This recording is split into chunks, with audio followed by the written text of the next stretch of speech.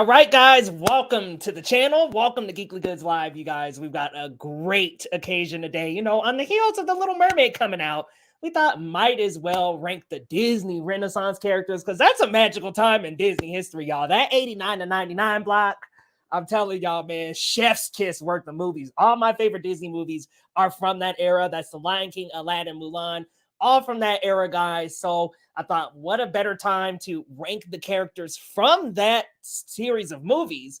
And who better to rank them with than my friend Larry over from Chili Boy Productions. This man is an animation expert. And not only that, a fellow lover of Disney himself. Guys, let me get him in here. What's going on, Larry? How are you? Hey, thanks so much for having me on. I feel privileged to be on here for our first live stream on the new channel. We got the new spot over here. So, yes, sir. Yeah, I'm excited. You know, we got Little Mermaid out now. And I think it might be the last Renaissance remake. We'll see. But I don't know how they remake the rest of them they've got left, but we'll see. So I'm excited. Yeah, I totally understand. I'm like, listen, I don't know that we did Aladdin, we did Beauty and the Beast already. We've done The Lion King, Little Mermaid. Mulan. I mean, unless they do Rescuers, Mulan, unless they do Rescuers and then do Rescuers Down Under, there's just nothing else left to do. We got Hercules on the horizon. I don't even want to think about that. They said they was going to be doing TikTok dances, and I'm like, as soon as they started that up, I think that's when my interest just completely plummeted. It's like because before that I was like, okay, who can be Hercules? Like, okay, could it be Chris Hemsworth? Could it be Tom Holland? Like, what are we doing here? And then when they talk about TikTok dances, I'm like, okay, oh yeah, no, never mind. we good. Good on that. But what's going on, Joe-san? Good to see you. Saw the new Little Mermaid and liked it. I'm with you there. Didn't quite love it, but I liked it. Had a really good time. We got the laser in the house. What's going on? G Kobe P as well. Just don't do Emperor's New Groove. Yeah, I'm hoping they just stay away from a lot of those. Also, don't do Pocahontas. Let's not try to make that work. I mean, there's two that I think we can do in that little interim, like right after the Renaissance. I think we can do Atlantis because I think it could be really cool and it can be improved. And you can do Treasure Island too because that one also can be improved and it would translate well. Then we get into like Leo's favorite, Home on the Range and stuff. No. We don't need it. Listen, Home on the Range is fun, okay? It's funny. It's not necessarily like the best in the Disney catalog, but people give it so much shit, and I'm like, I think there's worse out there. The people who did Pebble and the Penguin, them Don Bluth people. You know that some of them movies are worse than that. Come on. But guys, we won't wait too much longer. Y'all let us know down in the comments how we're doing, how you would rate these characters. But we got a lot of characters to get through today. And we're actually going to start right on The Little Mermaid, which is what started the Renaissance. And oddly enough, seems to be the last Renaissance movie to get a live action adaptation. So they kind of went backwards here and they've already gotten things released ahead of it already out. But we're going to start with Ariel. And our tiers here, we've got S for phenomenal. Obviously, there's a characters that are like tip of the top Disney, are some of our classic best characters in the entire catalog. A is great. They're really good characters. They're just not quite that S tier. Can't quite put them at the top echelon and on that top level, but they're great. They're really, and then you got B. Good. These are characters that I could take a little bit more of. Maybe they're just right. So they're okay. Bad and then terrible are obviously pretty self-explanatory. Terrible being I don't even want to see them in the movie. But we'll get started with Ariel first. And listen, okay, so I just recently watched The Little Mermaid 1989. And I liked it. Listen, I had a good time. Was it top 3 Disney? No, I can't put it up there with the likes of like Aladdin and The Lion King and Mulan. I mean, I'm even going to put probably even Hercules, maybe on some good days, Tarzan over The Little Mermaid.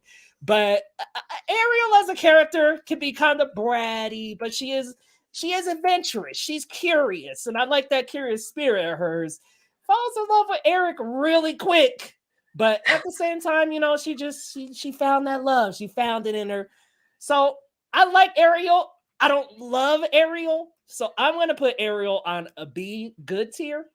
I think she's a good character. She sings amazingly, obviously. Yeah. But I can't quite call her my favorite Disney princess, which is down the line. Actually, my favorite 2 were like almost back-to-back movies. But I would say like not my favorite Disney princess, but a decent one at least. Yeah, you gotta give Little Mermaid credit. It basically saved Disney. They were like shutting the doors. Like after the 80s, Disney was like, oh gosh, this is not gonna work. And then thankfully they got this hit with The Little Mermaid that like revitalized them and sent them into the best era they've ever had of animation. So, you know, Ariel, I've always had an interesting, complicated little relationship with. I also recently rewatched The Little Mermaid. I always rewatch just because I'm like, am I too hard on The Little Mermaid? Because so many people just like adore it. And it's like one of their hallmarks, their staples. And it's never been that for me. It's kind of in the lower tiers of the Renaissance for me. And Ariel, I just find her to be probably the brattiest of the the You mean to tell princesses. me more than Pocahontas? Lord, that debate. Look, the only one that compares is maybe like Merida. She might be next. Jasmine has a little bit of brattiness underneath there, just but that's because she's rich, y'all. She's rich. What can we say? All rich people got that little bit in them. But But ain't Ariel, Ariel technically rich? I yeah, mean, she's an actual princess on her own too. Princess, it's not Atlantis. I forget what they call it, Atlantia. Um, Ariel, I'm gonna go ahead because I do like her progression. I do like where we start compared to where we end for Ariel, yeah, though yeah. she doesn't have. She also doesn't really go through a difference of like what she wants. It's more other people around her kind of like evolve. I'm gonna put her in C. I'll go ahead with so for Ariel. She's so. Okay. So that's Yeah. higher than I thought you were gonna put her. I thought Larry was gonna have her sitting down in that F. Like, but you're right. It's kind of like the evolution of Ariel really is everybody else accepting the fact. Yeah, she kind of just stays. She more or less stays in her same area. She doesn't like strive for new wants. She gets what she wants, which is great. She gets the man and she gets to stay in the human world and she gets her family. Like she kind of gets everything she wants in the end. Right. But she doesn't really change her focus. I guess she gets a little bit more open to family and understanding. But I think that's better depicted, actually, in honesty, in the live action than it is in the animated. So, you know.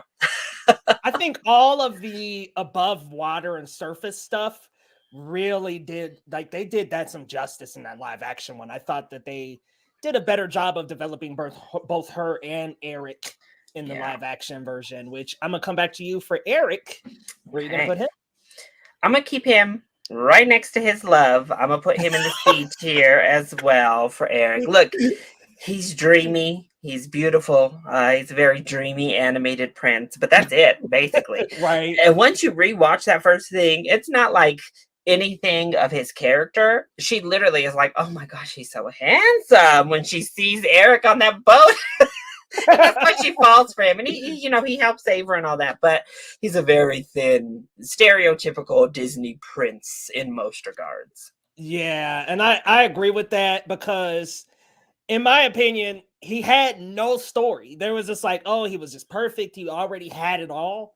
So that's what I actually like about the live action version is you have this layer of that character yearning for more and wanting to get out of his environment. I'm like, okay, I liked that for the character because it gave him something to grow on. It gave him a reason to really have some conflict. Here, it's just like, oh, hey, like I'm going to welcome you with open arms. I know who I want. It's you. We end up together. That's that. There's not really a lot to his character. And I thought it was weird going back and watching the original. I was like, okay, I thought it was really weird that Eric was the one who beat Ursula because I was like, he had nothing to do with the conflict until the last 20 minutes in the movie. So I thought it was very odd to have him do it. And I thought it was, yeah, I guess I won't spoil since the movie just came out. Let me cut the brakes on that. I almost went ahead spoiled. Some people are mad, the misogynists, they are mad that some changes were made to who makes that final blow. So yeah, some of them were pissed off, but Ariel gets real James because Prince Eric in the movie do look like James. Oh Lord. He does look like James though, but I'm gonna throw him in so. There's just not a lot to that character in the animated version. He, like you said, he's pretty, he's a handsome man, he's noble, but it's just very stereotypical prince. It's not like he's beast and has like more to him. Yeah. It's just like, oh, he's perfect. That's who he is. Ariel falls in love with him. He falls in love with her. Great. Yeah. Now, getting to our next character and my potential favorite, actually my favorite of the Little Mermaid. I'm gonna be real here. Maybe Ursula to dethrone him on that, but man, Sebastian is a character, man. He is like this, even though he's a small crab, he's this larger than life conductor who every single time he has the opportunity, he adds music to everything. I love this character that just picks up his little baton and gets to working on the little fish and stuff. I think it's cool. I love the accent, voice acting, amazingly performed. The most memorable part of The Little Mermaid. I mean, honestly, Under the Sea is the big moment of The Little Mermaid. Yeah. So I'm going A. with Sebastian. I think he elevates the movie in each and every way. And if you stripped him from the movie, you have the Little Mermaid, but it's not nearly as fun.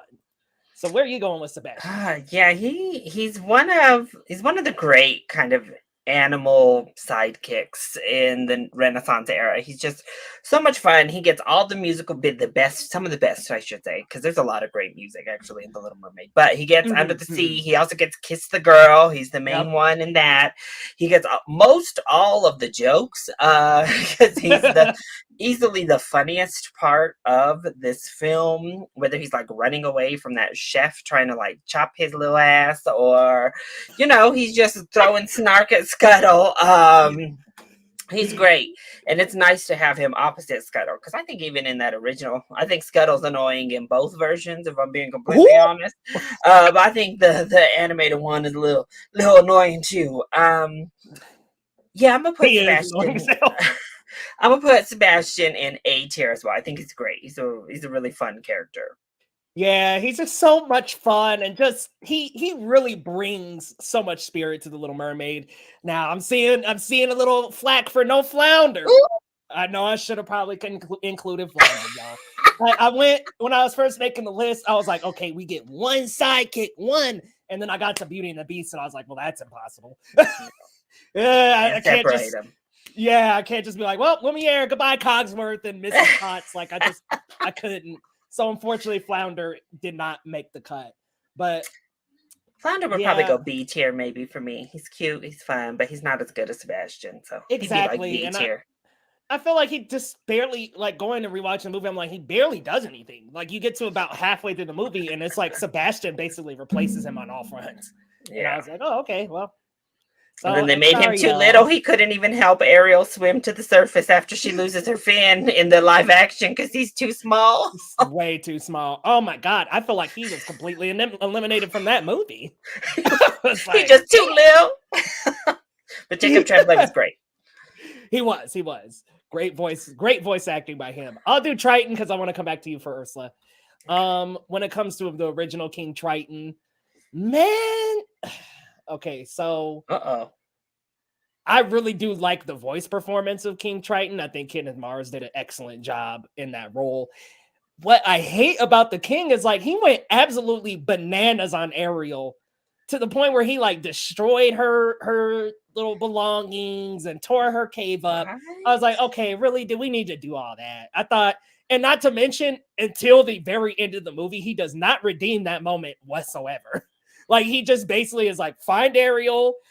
Oh, man, my daughter ran away. Oh, no. Well, why would she run away? You tore her stuff up. She may have not even gone to Ursula. None of this would have happened if it weren't for him. So it's a good thing. Like, he kind of was the catalyst for the plot. So it's a good thing for the plot. But he's a bad dad. I'm sorry. I'm just going to go there. Bad dad until the very end when he decided, okay, my baby girl love him. I'm going to let her go be with him. So I'm sorry. I'm putting Triton in D tier for me. I mean, I just, based off that precedent, I'm like, look, man, he doesn't do anything in the movie to me that justifies and comes back from that until the very end. So sorry, Triton, for me, you going on the bad.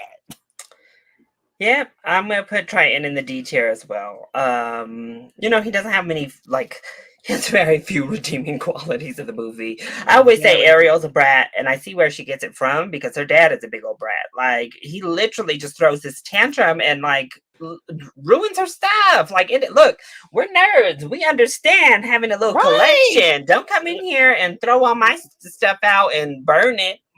No, I'll be pissed too. I'll be ready to run to the surface land as well. But ready to dip shit. Yeah, the voice performance is great, but he doesn't have a song to make him more fun. I mean, I guess we get kind of the opening song, but that's not really his song. It's one of the daughters of Triton. So yeah, he just no. Yeah, Triton is a D level. He's not a good dad. Not a good dad at all. Yeah. We've got the laser. Triton is a horrible father. Yeah. Triton is a pimp. Certainly in that new one. Them little daughters came from all over the world. So he was pimping all over the world in that live action. I was like, listen, man, that live action, when you looking, you like, don't none of them look alike. At least in the animated, they're all white. So it's like, well, we could probably say that it's one mom in that, but there's no way in that live action that one woman. Like, oh, he went around the ocean, didn't he? Yes. Go. All right, so we're gonna move to Ursula, and I'm gonna pass it to you. All right, Miss Ursula, the animated drag queen of Disney herself, Miss Ursula. I love Ursula. I think one, she's a good, valuable lesson about reading contracts and knowing what you're signing as you grow up. Which, until if she hadn't gone up there to intervene, she's one of those villains that you could be like, was she in the wrong though? Because Ariel signed a contract and didn't want to live up. So was she wrong? Now she did, decide to go and try to cheat in her contract, but we can get around that. But she has one of the most fun songs and amazing vocal performance take from Pat Carroll. And she just is a good time. Every time Ursula's in it, I think she elevates The Little Mermaid and makes it more fun.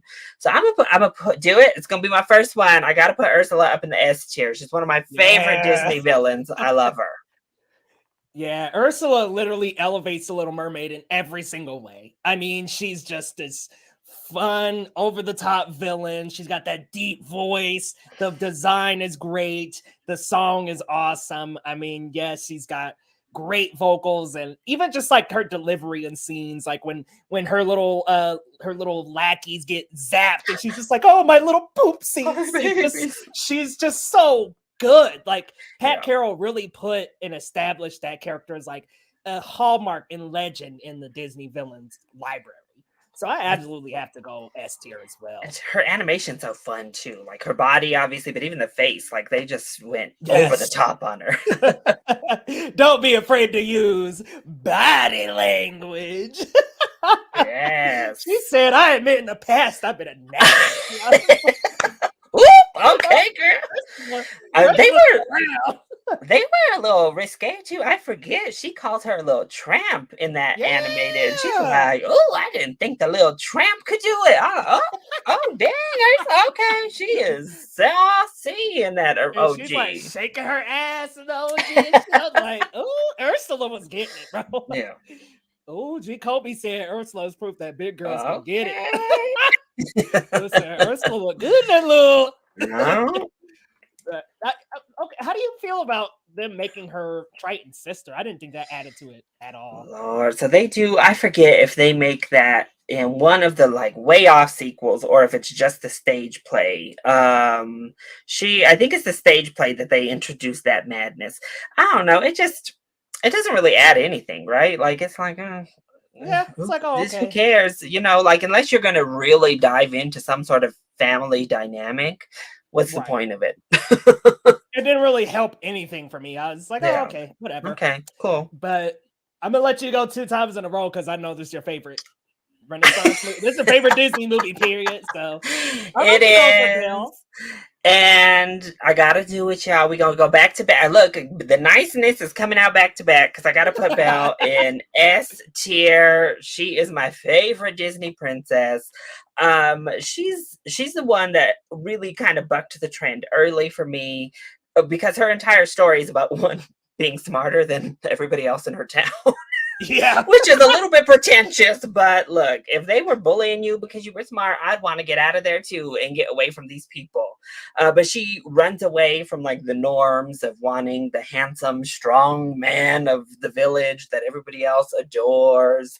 And even though she gets trapped in this palace, she does it to like save her father. So it's a really virtuous thing that she does early, which is kind of opposite of Ariel, gets her father killed from what she's doing, running around here.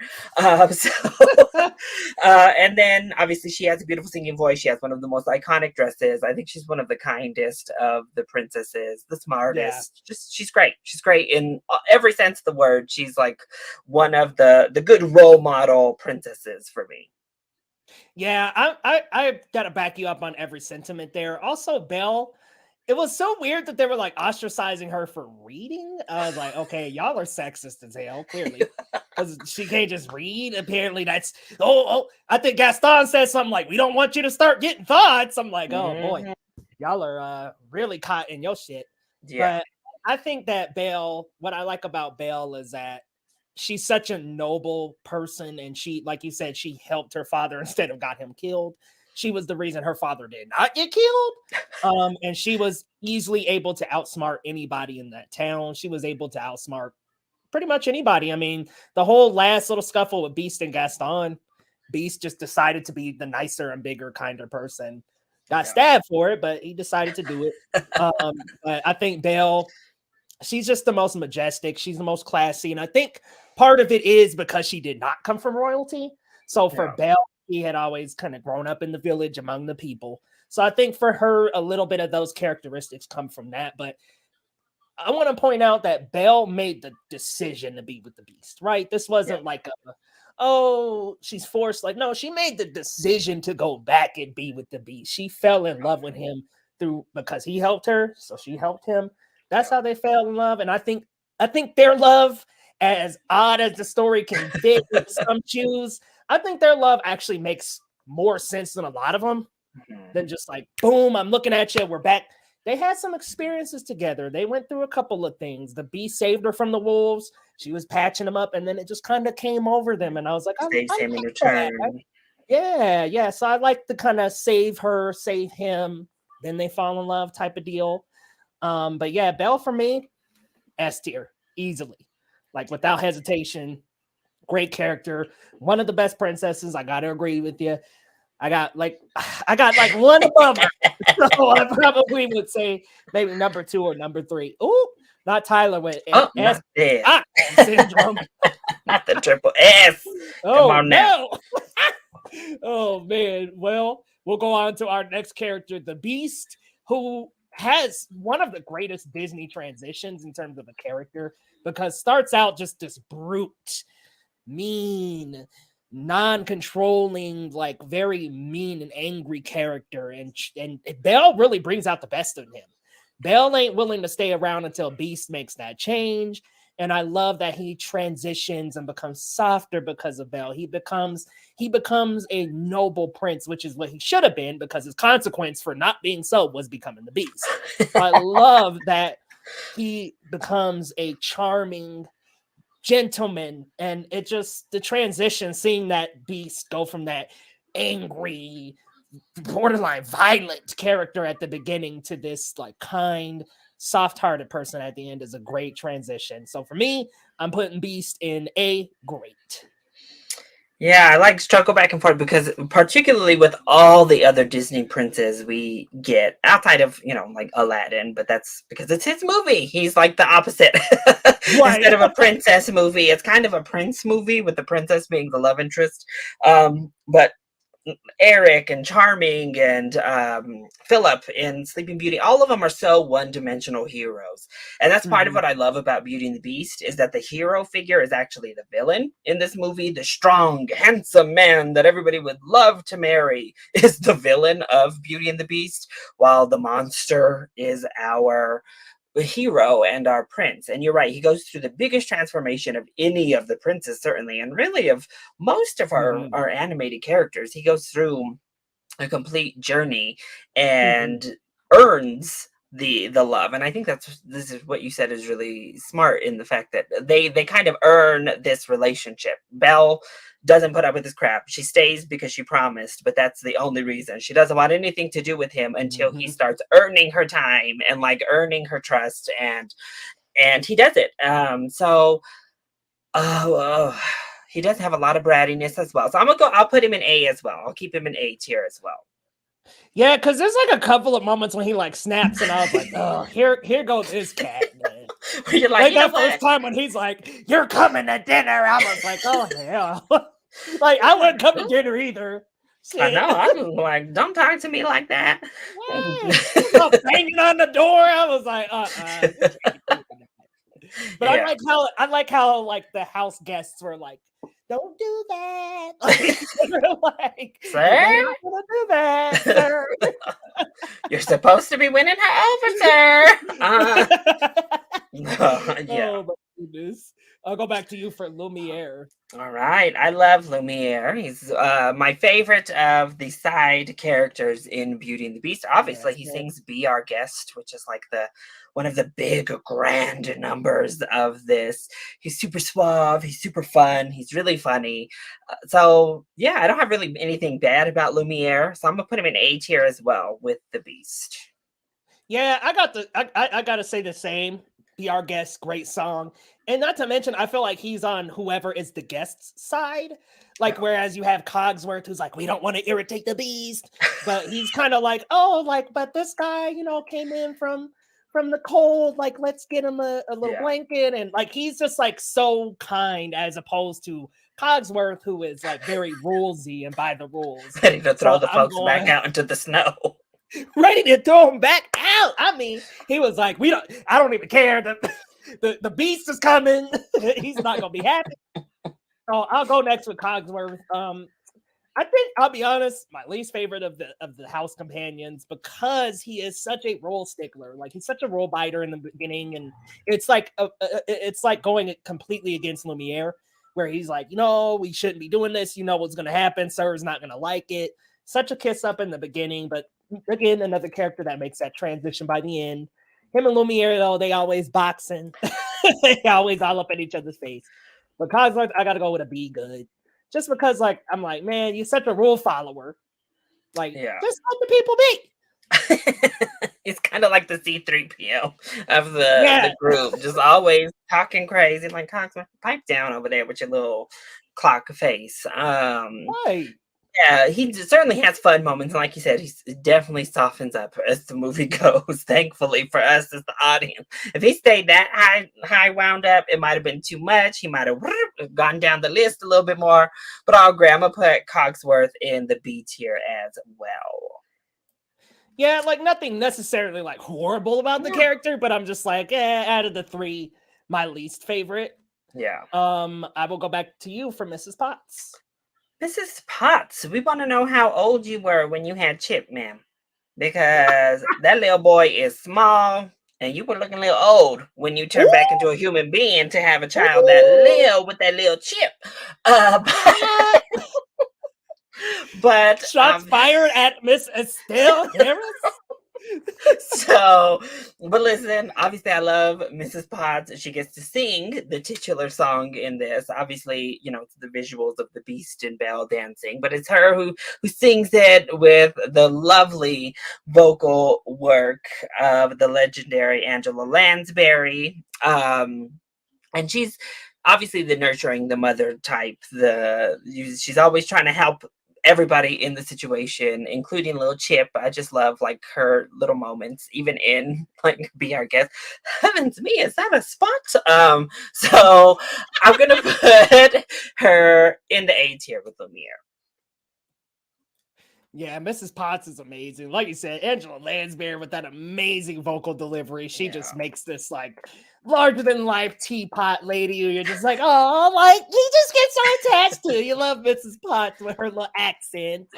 She's just so good, and she's kind to the guests as well. She seems to be more on the side of Lumiere. She's like, oh, she's hungry. Get out of the way, Cogsworth. So I love how like they're so willing to help Belle.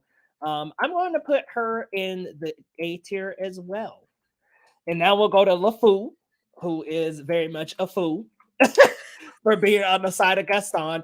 I actually thought that in the live action was an improvement on this character. I thought characterizing this character more and giving him more of a motive to be on the side of Gaston, I thought was great. They could have just overtly came out and said it in the movie, but Disney.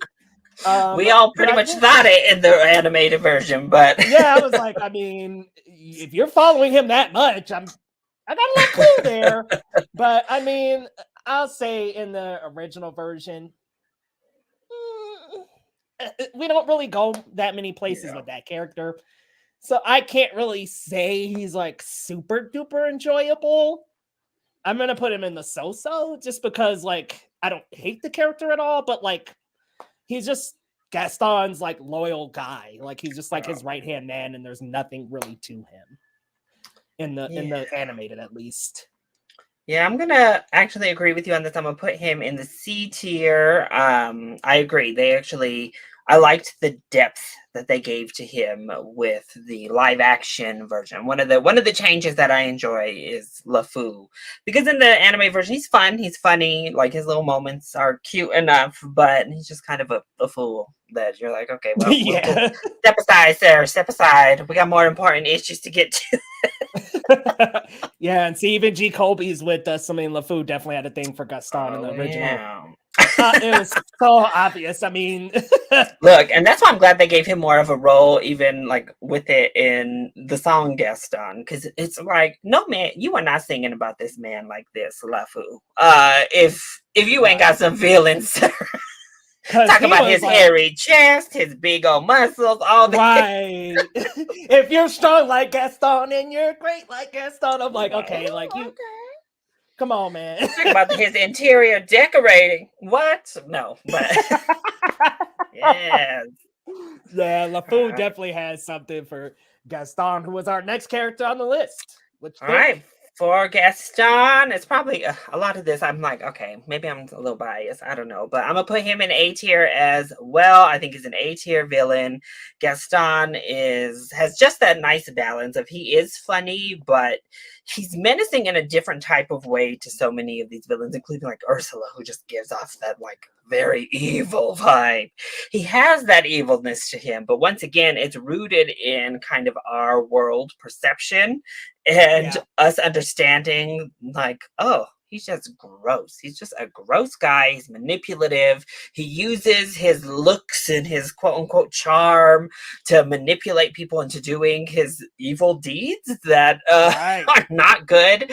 He's a vain, shallow person that is just gross. You're just like, okay, well, and even when you try to open his eyes and such, it's all about him. It's Gaston or it's nothing. And he's willing to control Belle and wants to control her, make her his little sedentary housewife. So yeah, he's a Uh, great villain that I love to see. yeah, what I like about Gaston is they flipped the stereotype Yeah. on its head. They took the Beast, made him the main Dodoragonist, and then made him the villain. Whereas if you just looked at a box art, you would think Gaston's the Prince Charming. So I love that they flip the stereotypes on their head in Gaston. And textbook narcissist, like you said, uses people with his looks and his charm in order to get them to do the things he wants. I think what makes him a good villain is that he did go against her dad. So he was like using her dad as like Yeah. a decoy to get what he wanted. So I Throwing him in think the that loony was like bin. extra villainy. Yeah, I was like, ooh, like he went all the way to putting her dad away in a home. So He said, I lock thought his that ass was, out. oh my goodness. Oh, like he's just saying on a scale of 1 to 10, how handsome is he? I'm gonna go with a 1 because he has a terrible personality, and I'm very Yeah. personality driven. Well, he wasn't one of my animation crushes. My big animation crush off this list is actually coming up next, but Oh, he's Aladdin. not the one. Funny because mine is right after him. But yeah, I like Gaston a lot as a character. He's sinister, he's evil, but he goes to extremes because he's got the look, but he's terrible. He knows it, so he's a terrible person for it. Like you say, he wants to make Belle a housewife, and she's independent, she's strong, she's book smart as hell, and he wants the traditional old school. That ain't it with Belle, bro. That ain't it. So we'll go ahead, and I'm gonna throw him an A as well. Man, let me talk about this guy. Little I love scoundrel. Aladdin, man. Oh my god, I love Aladdin. Like I love him as a character. Honestly, him and Simba, like probably 1A, 1B favorite characters. I love Aladdin. I like his transition throughout the whole story, starting from this like scoundrel street scrapper to like making his way to being in love with Princess Jasmine and learning not to live a life like that. I love it, man. I love that he learns in the end that Genie deserves to have a life as well. So there's a lot to be said about humanity in it too. I just love this character. I've always loved Aladdin, but what I like about Aladdin is he's out of all of them. So it's like, okay, Beast, Aladdin, and Simba are probably like the three that either start off super perfect, come back down and come back up, or they start off really on the down and come back up. So I love the transitions of these characters the most. Aladdin being the one prince on this list. I'm like looking like, hold on, let me probably the one prince or handsome man on this list who goes through the most. So honestly, Aladdin for me, easily S tier, phenomenal. Great character. He's slick. Even when he's like, a little street thief, he's like still slick and cool and awesome. And it's like, okay, like you still want to be Aladdin even when Aladdin's not being a good dude. But what I love is that he learned to be good because he got all the riches. He got everything that he might have wanted, but he still couldn't get the girl off of that like he thought. So I love that he really embraced being his best self. And that's what got him the interest of Jasmine, as opposed to being this prince, this sultan, somebody having it all. So love that character. Hats off to Disney for creating that Aladdin character because I love him. Yeah, I have to echo a lot of it. I think he goes through a huge transformation from being this little street rat scoundrel just trying to make a buck basically. And like so many of us, I think particularly a lot of us who didn't grow up wealthy by any means, you're just like, I want to be rich, damn it. Like, right. You think obviously, and then he has the added extra of Jasmine being that, she can only marry a prince. So he needs to be rich to get the girl. But in the end, he learns that like honesty is more important than riches, and being a good person is what gets you the girl at the end of the day, regardless. She'll break tradition for a good man rather than having to settle for nonsense. Also, I think it's great that he lets the genie go in the end. Like you said, I think that's one of the best character moments, is completely unselfish, and once again just gives a great lesson about like returning the favor and what friendship actually means, like actually being a friend to the genie rather than just using him throughout the entire film. And that comes a great way because he starts off by tricking the genie. Like he literally is all about Aladdin. He has to look out for number one, and you can understand why. And I agree with that random woman that sings the line in One Jump Ahead as we're going through the still I think he's rather tasty. It's very dreamy too. So I gotta put Aladdin up in the S tier, right up there with the best of them. Yes, man. S is best, man. Gotta keep one jump ahead of the bread line, one swing ahead of the sword. Love that shit. Aladdin is such a great character, man. And okay, I don't want to take shots at Mina. I don't want to take no shots. But when he was on screen with Will, he was a great Aladdin. I think before Will came in, we kind of struggled a little to find some footing, but once Will came in, he really brought it out of Mina, I think, because I think after that, even without Will, he still had that charm. And I was like, okay, I see the vision. I see the vision. So I like getting roasted a little bit, like G. Cole be talking about it now, talking about that Twitter. But, Mina, we're gonna have to get you a team to manage that, because all right, bro. Because that was him being like, I bet you The Little Mermaid will get a sequel before we do. And I'm like, look, bro, look, I'm not about the Disney remakes getting too much sequels, particularly Lion King. Who wanted that? Nobody. But that's what we're getting. But can we get both of y'all a sequel? Like, we want to uplift the Black Princess and the Middle Eastern Prince. We want both of y'all to be uplifted. So we don't gotta crush that one down. Leave that at home, Mina. Even if you're bitter that you haven't gotten a sequel. Laser said you're a great voice actor. Well, thank you. Speaking of voice acting, we'll head on over to Princess Jasmine. Princess Jasmine, who shares a singing voice with Mulan in the animated film. The voice actress who does her talking does not do her singing in the film, but I love Princess Jasmine too. She's another one. See, these Renaissance princesses are up there for me with like them plus Moana are like my faves. So easily. And Tiana, we can throw Tiana in too. Them, Tiana, Moana, that's like the echelon for me. But Jasmine is, like I said, she's a little bit bratty, but in a way that I understand a little bit more than Ariel. She's sheltered. Her dad won't let her do anything, and it's literally the patriarchy kind of like trying to lock her into the palace, not let her make her own decisions and do her own thing. So she kind of takes matters into her own hands. Like, look, I'm gonna sneak out. Then how about that? I'm gonna roam the streets with this little man. I'm gonna steal some things because I'm naive to the world. But I got my hand chopped off because I don't know you got to pay for things in the real world. But thankfully, this little Aladdin boy saved the day. But I also love that she's like not immediately taken with Prince Ali.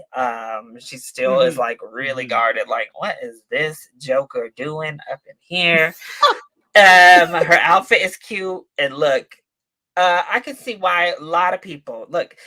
When it comes to the live action and the animated version, it's like the bisexual haven with Aladdin and Jasmine. When she comes out in that little red number at the end with her ponytail up, I mean, the whole young boy population understood, was ready to risk it all right next to Aladdin. I'm jumping in that goddamn lava for Jasmine. But no, she's headstrong. She has her own voice. She has her own point of view, and she has a freaking tiger as a pet up in the palace. So cool. So I'm gonna put Jasmine up in A tier. I don't think she goes through like the transformation of Aladdin, but she still is a great character. Yeah, what's so good about Jasmine is that she sees through people. So it's like, okay, it doesn't matter when he was Prince Ali. Like, okay, you got all the riches, whatever. Who are you? And so that was what was so cool about her character. She wasn't just going to be shipped off with some greedy prince who had it all and all this. I mean, she was rejecting them guys left and right. Including Jafar. Her dad loved Jafar, and she saw right through his mess too. She said, nope. With your crane neck ugly self. Yeah, man. Jasmine, one of my first crushes.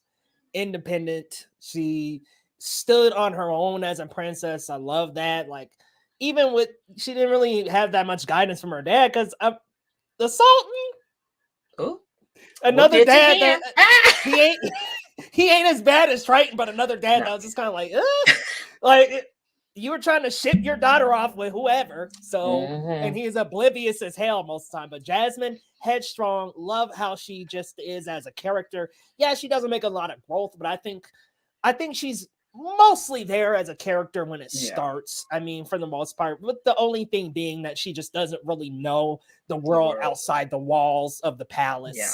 So she got to see that a little bit with Aladdin, show the whole new world. That was a great song, a Hallmark great song of Disney, the Disney catalog. So honestly, man, I'm going S tier with Jasmine. I love Jasmine. Probably my favorite princess. If we're her and Mulan are like up there, 1A, 1B for me. So we got to give it to Belle's dad. We're talking about these bad dads. Belle had a good dad, at least. He encouraged her to read, and he encouraged her. He said, "Don't marry Gaston." Got him thrown in the loony bin, but right. Got him thrown in the damn loony bin. But yeah, I think out of the dads, Belle's got a good dad, and then Jane has a good dad. I would say Jane's father was great as well. Otherwise, these other princess dads not great. Since we're not counting Simba, it's like, well, Paladin is like okay, but like it's like Mulan's dad is also okay, but he still was like, you can't fight because you're a girl. And then Paladin was like, well, you just need to go marry Coquemon's serious self. And it's like, he wouldn't listen. Yeah, they weren't listening. Well, we'll go on over to Abu. Honestly, Abu is hilarious. He's a hilarious animal companion. He's sassy. I love that he got a little attitude throughout most of the movie. But what's funny is I would fair to say Abu is actually a little more defensive than Aladdin. So I like that he kind of has like Aladdin's back throughout most of it, but that man be starting stuff, okay? He was the one that stole the little roll and started it all. So he kind of be starting some shit, but I think he's a good animal companion. I wouldn't call him Sebastian. I think Sebastian, in terms of he doesn't have a song, he doesn't talk, so I can't quite put Abu up there with Sebastian, but I'm going to put him in good. I think he's a good animal companion. He's got a lot of personality. He's goofy. He's funny. He just doesn't have as much as Sebastian because he can't talk. So yeah, no, I think he's great. Obviously, him, and then when you add the magic carpet along with him, who tries to be like a little bit more sensible to him, slapping him a little, you know, like chill out, Abu, because Abu be going ham constantly. Like he has no chill throughout all the movie. He's ready to go. Like you say, he's very protective of Aladdin. He loves his Aladdin as well. But I think you're right. I think he's a B tier. Feels like the right tier for Abu. He's a great sidekick. Yeah, good sidekick, but it's just kind of like he ain't really like Sebastian or Lumiere. This next one, we're talking about him, the genie. This is S tier. Like Genie is S tier, the best sidekick in any of the like Disney animated films. And many times you forget like he's not the main character of the movie because he just. I mean, Robin. That's what was so hard on Will Smith is they couldn't even recreate it. They tried and tried to recreate this magic and it just never works because Robin Williams was just on his A game. Like this is Robin Williams at the top of his comedic chops. He was just riffing and raffing. These poor animators were like, oh my God, what is this crazy man going to say next? They're sitting there trying to keep up with all of his craziness. But it just was so fun. Friend Like Me is a bop, and that's only because of the genie. He killed it. Prince Ali is great, also from Robin Williams. He's amazing. He's a heartfelt, powerful character that gave us so many iconic lines and moments. Yeah, Genie is probably my favorite sidekick in any of the films. that Friend Like Me, man, it's iconic. And you know, rest in peace, Robin Williams. It's unfortunate that like on Spotify, Apple Music, you can't listen to the original Friend Like Me. You can only listen to the Will Smith version because of rights, unfortunately. He did his thing, but it's not the original.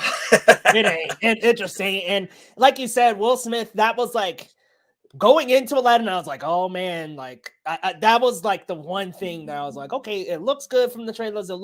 But I don't know about Will Smith as a genie. I just don't know. And he did the most, him and the directional team did the smartest thing they could do. They just said, don't be Robin Williams. Forget it. You're not going to be that genie. Just be you, man. Just go be Will Smith. And he did great as Will Smith. But I mean, this genie is just iconic. Robin Williams with that delivery, the chemistry with Aladdin. It just really, even, I said this about Mina and Will, but even just in the original, he just elevates the movie to a whole next level. I mean, we just get into this like choppy, good comedy right after, and we're just like really into this great chemistry between him and Aladdin, and you've got this good character that Aladdin can bounce off of, and he's right on his shoulder the whole entire movie. So like Genie easily makes this movie, like Jacoby said, S tier, no question. There's just no, I mean, honestly, he makes the movie. It's like you were saying, it's like sometimes they're like, this is called Len, but I'm enjoying this genie guy more. And he's the heart of the film, really. He really is. And I also want to shout out the genie in the play who was great as well. Did not do Robin Williams, did his own type of genie. It paid off. He was great. Yeah. What I like about this character is that everybody can take it and run and do what they would like to with this character with their own unique style. Robin obviously will always be the top. So when we're talking animation, easy. Easy.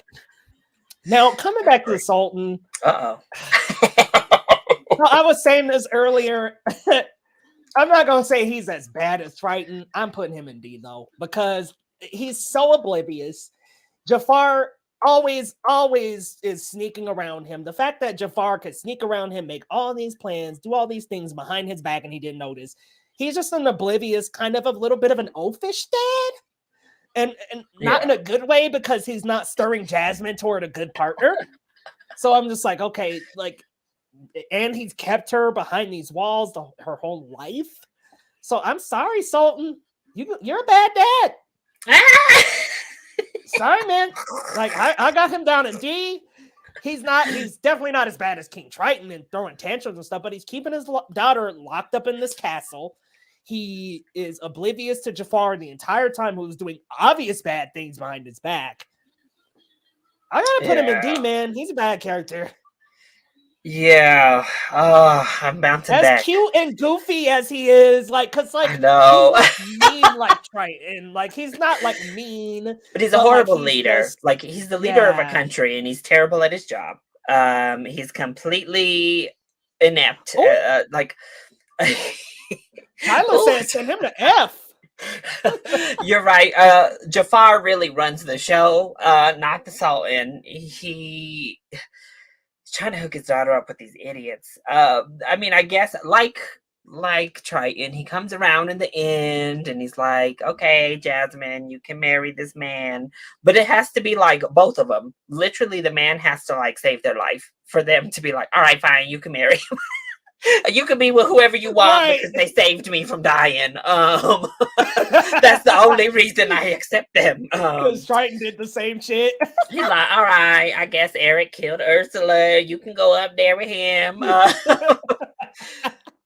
So yeah, I'll put him in D tier as well, above Triton, but he's still in D tier. Just because he's a little bit more loving than Triton ever is in Little Mermaid. He's a little bit too strong handed, but yeah, you gotta get it together, Sultan. Come on now. It's like if you took the Sultan out of the movie, almost nothing changes. Nothing changes. Like it's just kind of like, oh, okay, I'm watching the exact same movie. Like his most memorable part is when the Raja like rips his pants. Like that's like the most memorable part of the Sultan in the movie. But Jafar, listen, this is the biggest disappointment for that live action remake because Jafar is such a good villain. He's so sinister. He's this creepy, sneaky, like snake, and I love his look is fantastic. That nice staff that he has, and he's this great mix of someone like Gaston, who just has power, with someone like Ursula, who also has magic at his disposal. So he gets like these two things. And I love that he stays true to his character to the end. He just gets outsmarted by Aladdin. Aladdin just uses his power hungriness against him in the end. Because then for a minute, you're like, I don't know if we're going to be able to defeat this man. Like, right, when he became a genie, I was like, he's real powerful, and now that he's got the genie on his side, like, it might be a wrap for Aladdin when it comes to this. Now, I'm gonna put him next to Gaston. I'm gonna put him with Gaston in the A tier, though. I don't think he's quite. The S tier is reserved for my top two villains of the Renaissance, and then it's like right beneath them is the Gaston and Jafar's. But he's a great villain, and whew, you're right, Jacoby. I mean, they messed that character up for that live action remake. That Jafar was just not it.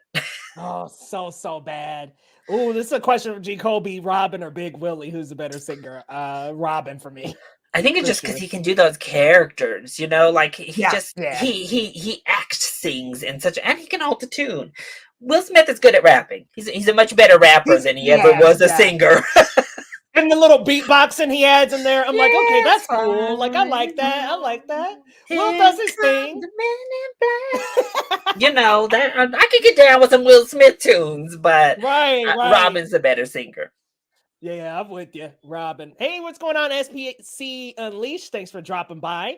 We're just tier ranking some Disney Renaissance characters here. Let us know where you would put these characters. And now, my favorite character of all. Where are you going on Jafar? Oh man, I gotta go back to Jafar. Jafar is great. I mean, one of the best Disney villains. I really like his iconic design. I think his plan, like you were saying, very much came close to like coming to fruition. I mean, this man almost won. I would say he was one of the closest ones to winning. And honestly, I love how creepy he is and evil he is and sinister, and how he, outsmarts Aladdin, but then gets outsmarted in the end with his lust for power. Love him, man. I think he's a great villain. Ooh, I'm so back and forth between S and A, but I think I'm gonna go with A as well, just because I got one other villain that I'm like, this I man think is undeniably an S for me. if only he had his own song, I think he could get it. Because Yes. that's Yep. another hallmark, you know, with Ursula, with Gaston, with Scar. All of them have They great have songs. Even songs. Frollo from Notre Dame. Frollo. And then Jafar, I heard that they wrote like 4 different songs for Jafar. Alan Menken really wanted to give him a song, but they just kind of kept cutting him. And then he just kind of gets Aladdin song reprise. And you're like, oh, okay, It's just that's like, oh, sad. okay. But I think if he had that iconic song, he would definitely be S tier. Yeah, he's very close. He's like Yeah. right up Right underneath. there. Right up under. So you know what? I'll arrange him like right at the top of like Yeah, A, because I feel like he's like right there, I agree. not quite S tier, but he's hitting it. And you know, for me, it's like in my S tier, I've already got 3 other Aladdin characters. And I'm just like, all right, like I'm stacked on that S with Aladdin. It's tough. But if I could go higher on S for this guy, man, Ooh!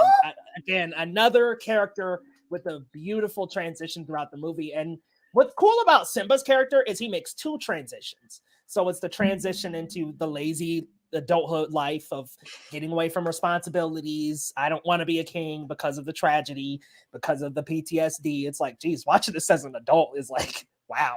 There's a lot of PTSD that leads him to the decision of going to the jungle and not wanting to be a king. So I love that we go through not 1 transformation, but 2 transformations of Simba in the same film.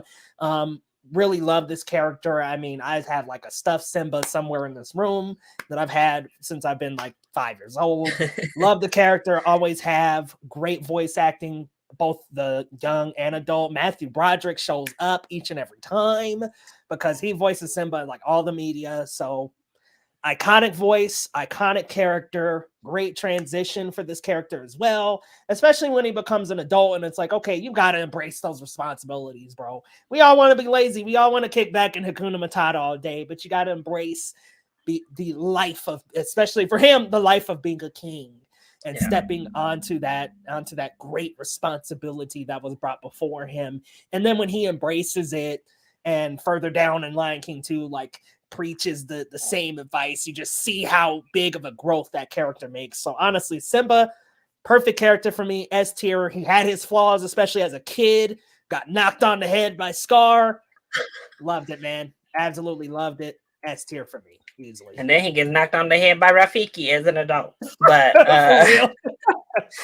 No, Simba is great. And it kind of, the whole film is about obviously the circle of life, both in nature and in the theme of the film itself. But he comes like full circle. Like he has this hubris about being king, like wanting the responsibility for all the wrong reasons. He just wants to be king because it's cool and he gets to run everything. And seeing him obviously have that horrific moment on Come Down and almost get his little self murdered by his uncle. Yeah, anybody would be traumatized and be like, you know what? Maybe I don't want it. Maybe maybe I don't want the throne. You know, I'm Jon Snow. I'm running from the throne at all in any cost. I don't want to hear or see it. I don't want it. I don't want it. And having him really kind of step up for family and doing the right thing is amazing in the second half. Obviously, he has bops, whether it's I Just Can't Wait to Be King, which is such a fun song. And really, Simba is such a good character because we do get that time jump with him. Like we don't get that full like child to adult with a lot of these other characters, so you can really relate to him at so many different points in life. Like as a kid, you love little Simba, like little kid Simba, that's you're like running around here like like running things thinking I just can't wait to be king with your little flower head on, can't wait to be an adult, and then you become an adult and you're like and then once you're an adult, you look back, you're like, you know what? Yes, Hakuna Matata. Like, you know what? Sometimes you just want to chill. Like, nah, all that kingness, running things. No, but you can't run from responsibility. You get it. You understand. You get his plight in life. So yeah, Simba, it's AKA Hamlet. He's definitely an S tier. Definitely an S tier. Yeah, Laser said the best Disney character ever made. All right, I'm Laser. gonna agree with you there, Laser, man. That's my favorite character. And I like what you had to say about that, Larry. It's just every different facet of life Simba goes through. You see the child, you see the adult, you can relate on two different levels. And like besides him and Tarzan, you don't go through that transformation with any other character. Oh, and Hercules. But Hercules, I think, is a kid for like a scene. So I'm like, okay, well. We see him as a baby for one hot second. He knocks Right. over a pillar or two or something, and then and then he's like, I'm Hercules now, and you're like, oh shit, okay. Oh, hey. This man grew up. It. Well, I'll go back to you for Nala. All right, Nala. So she's obviously, she's also a lot of fun as a little baby lion running around here, causing havoc with Simba. They're getting into it. They're out here roaring at hyenas, and she's a little bit more cautious than him. She's a little bit more of the level-headed one, but then she's also the one that like snaps him out of his mess, out of being in that depression. Really, I mean, he's in like a state of PTSD, like you said, and she's the one to be like, "Nah, bro," and pins his ass to the ground and say, "Gotcha again." But she like, "Oh, girl, stand up." Yeah, in many ways, stand up. But in many ways, Nala is kind of the hero of the story, because without her, I mean, Scar wins. If she doesn't go, and it's just a thing of, I need to save my people. My people, like nobody is going to do it. I need to save my people, and that means going to find the rightful king, or really going to find anybody she can, or whatever she can do to get this. And you know, I like that she also is a little bit hurt, like happy but hurt when she sees Simba, to be like, I thought you were dead. Like, we've been suffering and we thought you were dead this whole time. Come to and you gotta think, he probably didn't look that great, because he's like been eating bugs and such. He probably looked rough. Like, I'm just saying, like, he probably looked like he had a rough life. If they wanted photorealism, they should have made him looking scraggly. Like, he should have looked like Scar looked in the remake. That's how Simba really should have looked, eating some bugs for like 10 years or however long he was out there for. Some lions need some meat. Them bugs will have him. He shouldn't have had any kind of mane. That mane should have been strangles of hair, little strings on his back. See his rib cage. Looking like old boy in Lion King 2. But I'm gonna put Nala in A tier. I think she's a great character, and again, she's the catalyst really that makes the Lion King work. Yeah, because right after she takes off for her quest, that's when things really start to change. It's like, okay, once Nala comes back into it, because like you said, Scar wins. If not, I mean, Simba would have just stayed out there cooling it with Timon and Pumbaa, and it would have been over. It would have been like, boom, the Lion King title card. Like, they would have stayed. Can You Feel the Love Tonight? Amazing song. Obviously, Nala didn't sing it, but she's like a big integral part of that song. And then, like J. Kobe said, we felt the love in the afternoon for the remake. Yeah. He said, I'm sorry my doppelganger didn't put in the effort into his performance in Simba. Yeah, nobody put in the effort. We were hyped for that cast, too, because that cast was stacked. Oh, my God. I mean, you just see like Beyonce, Donald. You see James Earl Jones is back, Chiwetel Ejiofor. You see all these people, and you're like, oof. How did they mess up with all of them? I mean, come on, Seth Rogen, Billy Eichner. Like, you just had to stack the cast, and they just completely missed the mark. But Nala, I'm going to agree with you. A-tier character. She is honestly the catalyst for the Lion King going right, because, yeah, without her, Simba would just chilled, and they would have just gone hungry. And let's be real, Scar was a terrible. That whole pride would have just dissolved, because Scar was such a bad leader. He didn't have enough food for them and the hyenas. I was like, did he ever stop to like calculate, like, okay, I've got this whole horde of hyenas now that I got to feed, and the Pride Rock people? He just didn't think about that at all. At all. But we'll go to Timon and Pumbaa, and I'm just going to kind of group them together, to be honest with you. I mean, they work so in tandem. They're Timon and Pumbaa. but I ended up getting two different squares of them. But I mean, really, they're the comedic relief of this movie. They make they're like the pause in Simba's journey. They make him realize, like, oh, you could be something other than what you're destined to be. You really can. Yeah.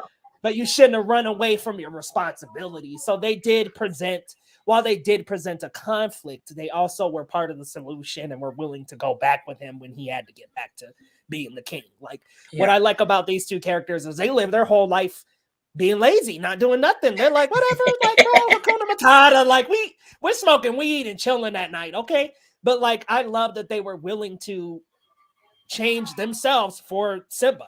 I mean, they basically raised him. I mean, he's a cub running away from Scar and them. They were his parents for arguably what? Who knows, 5 to 10 years, I would assume. Yeah. I mean, so they raised him, and while it wasn't the ideal way, they kept that man alive. So the comedic relief, they provided shelter and relief for the main character. They gave him a new way of life. While it wasn't the best way, they still adapted with him to a better one. So I'm putting these two in the great tier. Yeah, Timon and Pumbaa obviously are really funny, and they gave us an iconic phrase with Hakuna Matata. And like you said, not only do they give him, they like open his eyes to a whole different way of just living and thinking from what Simba had ever known, and kind of help foster his personality outside of, you know, being the king's son and living in that shadow, kind of opening him up to that. Now, they also were like, brush all that PTSD to the side. We don't deal with none of that. Yeah, for real. That's their culture. No therapy sessions yet. Find Rafiki and go deal with that, because we're not trying to hear all your problems. But I mean, they do listen. You know, they have like that nice moment with the stars, even though they're like laughing his face. Oh, they laugh at his ass. Oh, they said, "What your daddy tell you?" That's some foolery. Yeah, there's a lot of kings in the stars, and they said, "Okay." They laughed at old boy.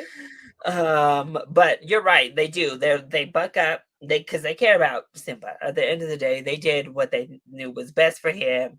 So they come, they get in their little hulas, and they fight hyenas, and the damn meerkat, and a damn pig, or you know, a boar, whatever, a warthog. So yeah, I'm gonna put them in A tier as well. Some of the best sidekicks in Disney. Easily, man, easily. And I love when they found out he's a king, and Pumbaa just goes, "Your Highness." Yeah. Your Majesty, I grovel at your feet. Some amazing voice performances from them too. Oh my so god, good. Nathan Lane is iconic as Timon. Yes. And what's so good about the Lion King cast is most of them in like the second movie, Lion King 1.5, and other stuff, they always come back. So I love that they're like so dedicated to these characters. They probably would have came back in live action too if they didn't want to do something different. Yeah. They probably would have came back. Okay, so might be a hot take here. I kind of can't stand Zazu's ass. I will admit, like, he is a big help to Mufasa, and of course stops Nala and Simba from being annihilated from the hyenas, because if not for Zazu flying back to Mufasa, he'd have no idea they would have been lunch for them hyenas, and it would have been a tragedy. But I mean, he's the protector of the kids, so like he protects them, he watches over them, you know, he gets the job done. He's Mufasa's right hand man. But man, he an old rule biter, man. I can't stand that old rule biting, man. He a little good voice performance and good voice acting, but I'm throwing Zazu in so-so. I'm putting him in so-so, man. He a little stickler, man. Yeah, Zazu's best moments. I mean, he's played off of well, so you're kind of like, all right, if he wasn't there, we wouldn't get like the little Scar like making him sing and all that foolishness. When that morning report song, that little DVD, that little report a jam. Or like when he gets his ass, when they are running from his ass during I Just Can't Wait to Be King. His old foolish self getting stomped on and sat on and all that. I mean, he's good. He's a good little right hand, but I agree with you. He's definitely like low C tier for Zazu. Oh, Yeah, I'm oh, like, nah. snitch. Little Jacoby's like, snitch. but it's Mr. Bean. That's Mr. Banana Beak to you. Uh-oh, now the Oh legend. man.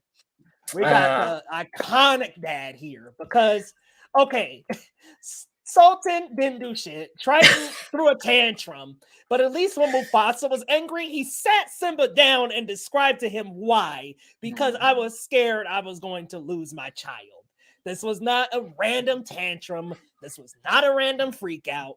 This was a father who was terrified to lose his child, which is something that neither of the other fathers on this list so far had done. Neither of them bucked up and said, listen, I was scared, bro. Yeah. What I loved about Mufasa is he was able and willing to get into that vulnerability with Simba to teach him a lesson, not only to not go looking for danger, but also that the kings in the skies always look over them. And I love that, like, even through that harsh moment with Simba, it became like something so beautiful and such a character defining moment for both of them. I love Mufasa as a dad. I thought he was such a wise, big, powerful king who, even though he had all this power and all this, he could have stuck his hand on Scar's throat and killed him. But I mean, he loved his family through and through, including Scar, who was slippery and slimy, but he still was willing to go all the way. Because let's be real, if the situation were reversed, make no mistake, Mufasa would have saved Scar easily. So I love that he's just this brave, exemplary leader who does all the things a great king should. I'm gonna put Mufasa in that high A tier. Okay. Yeah, I love Mufasa. Mufasa has to be one of the best actual leaders in Disney. Like so many of Yeah. the other leaders, you're like, what are you doing? Like you don't know how to run your kingdom right. But he did. His fatal flaw was just he had a child. Like, his flaw was caring, I guess. Yeah, he And cared too much about his brother to his brother to kill him let him. Yeah. or exile him. He should have exiled his ass, but he was like, look, man, you got a corner. It's all But yours. yeah, this is you. You can do what you want over there. And, having a psychotic brother who don't appreciate nothing was his downfall. And a little bit of a bratty son who was very rebellious, running around doing his own little thing, like any old heir to the throne might do. But like you said, unlike Ariel, when she's acting a brat, Triton just throws a fit and wrecks her room and acts even more like a brat. That's not how Mufasa operated. Got mad, he drug his little ass back to the house and sat him down and gave him a little lesson. But then you even get like the Mufasa moments from Beyond the Grave type of thing. His presence looms over the entirety of the film because he was such a great character. And I love that Simba's like one of Simba's Achilles' heels is like, how can he be as good as Mufasa? Because Mufasa was that great of a leader. He had the Pride Lands running. Yeah. Like he had that shit, bright sun, enough food for everybody. That shit was right. Yeah, I think I'm gonna agree with you. He's really teetering on that S tier. Like he's the highest of the A tier. I'll agree. I'll put him at the highest of the A tier. The only reason I don't give him S is he didn't have a song and he doesn't stay around that long. So I was enough, like, I was like, if he might have gotten injured or maybe gotten lost out and had a song or something, I'd be down. I'd totally throw him an S, but unfortunately he just almost there. Our little hyenas, our little fun hyenas here. I love these three. I think they're a whole lot of fun. Whoopi Goldberg is great. Oh my god, she's so good. They're so funny. I love that we have like the nice dynamic between really stupid to just kind of stupid. They're all stupid, but it really varies in the amount of stupid that they are. And I love that at the end of the day, they're out for themselves. They turned on Scar when they heard. They're like, all right, Scar, you were a terrible king, actually, and you've been running your mouth. Okay, bet. And they come for that ass in the end. So I'm gonna put them in B. I think they're really good characters, really fun characters, and they're a good, fun like sidekick henchman compared to a lot of the other ones in the 90s. Yeah, I think I gotta agree with you. I do love Whoopi. I love the other voice performances. Shinzi, Banzai, and Ed. They're so Ed. hilarious. I They're love that just one of them's name is Ed after right. Shinzi Banzai. And then you just got Ed. Ed, He's just Ed, the Ed, and Eddie random your last one. ass. Right? Oh, goof ass. I remember when they were like, we haven't heard about Simba, right? We haven't, right, Ed? Right? He was like, oh, yeah, we have. Mufasa getting mad as hell. I remember when they was like, oh, just that name. Say it again. Mufasa. Ooh, Mufasa. Yeah. So good. Even their little moments and be prepared. Yeah, they're great. Oh, they're great. They're awesome. Definitely got to agree with you. B tier. I would say probably the best henchman. Probably out of all of them. Yeah. I mean, even Iago. I didn't even put Iago on here, Ooh. so that tells you where I'm sitting Good at old him. Gilbert Godfrey. Cheech Marin and Jim Cummings. Yep. Yeah, good old Cheech. Great. Killing it. All right, now we're on to this next guy, man. Shit. My favorite Disney villain, man.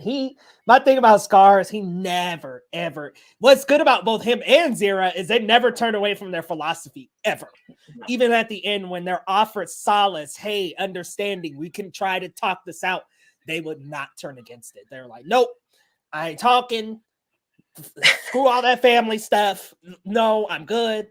What I like about Scar is that he's messed up for what he did, but you're kind of like, I can kind of see where it's coming from. Like, you probably came up and you were like the redheaded stepchild of you and Mufasa. You've always been in his shadow. Now he's the younger brother, right? Yeah.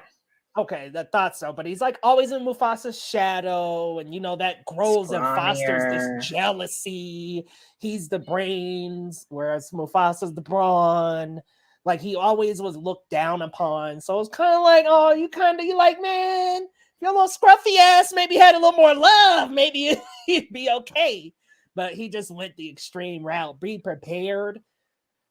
One of the best Disney villain songs, if not the best. I mean, easily up there, top 3, top 2. He's such a good, sneaky, slinky villain. I mean, it's just kind of like you take Jafar and you give him like the best more good qualities of a villain, and it spits out Scar. You give him that iconic song. You give him the screen time and presence that he got in the movie. You give him the control because Scar won. And that's the thing out of all these villains is like Scar got what he wanted. Yeah. Jafar didn't get there. Hades didn't get there. But Scar got it all. So it was like, okay, even out of all these villains, he's the one that got what he wanted. So I think that Scar easily, for me, jumps right up in that S tier. Yeah. Absolutely phenomenal villain. Jeremy Irons absolutely killed it as Scar. Just this amazing voice performance, an amazing design. As we said, he won. He won. He had to get taken down by Nala had to go do something. Otherwise, he won. He might have gotten turned on at some point because he was a horrible leader. But most villains are. But unlike so many other villains, and particularly recently with Disney, this is their big villain problem, and Marvel and stuff, Scar is charismatic. He's fun. He's funny. He's full of he's just a fun character. You love Scar being on the screen because he's a blast. His interactions with Simba feel like authentic. And if he wasn't evil, he could just be a fun, sassy uncle to Simba. Like, the way he interacts with him and talks to him is so funny.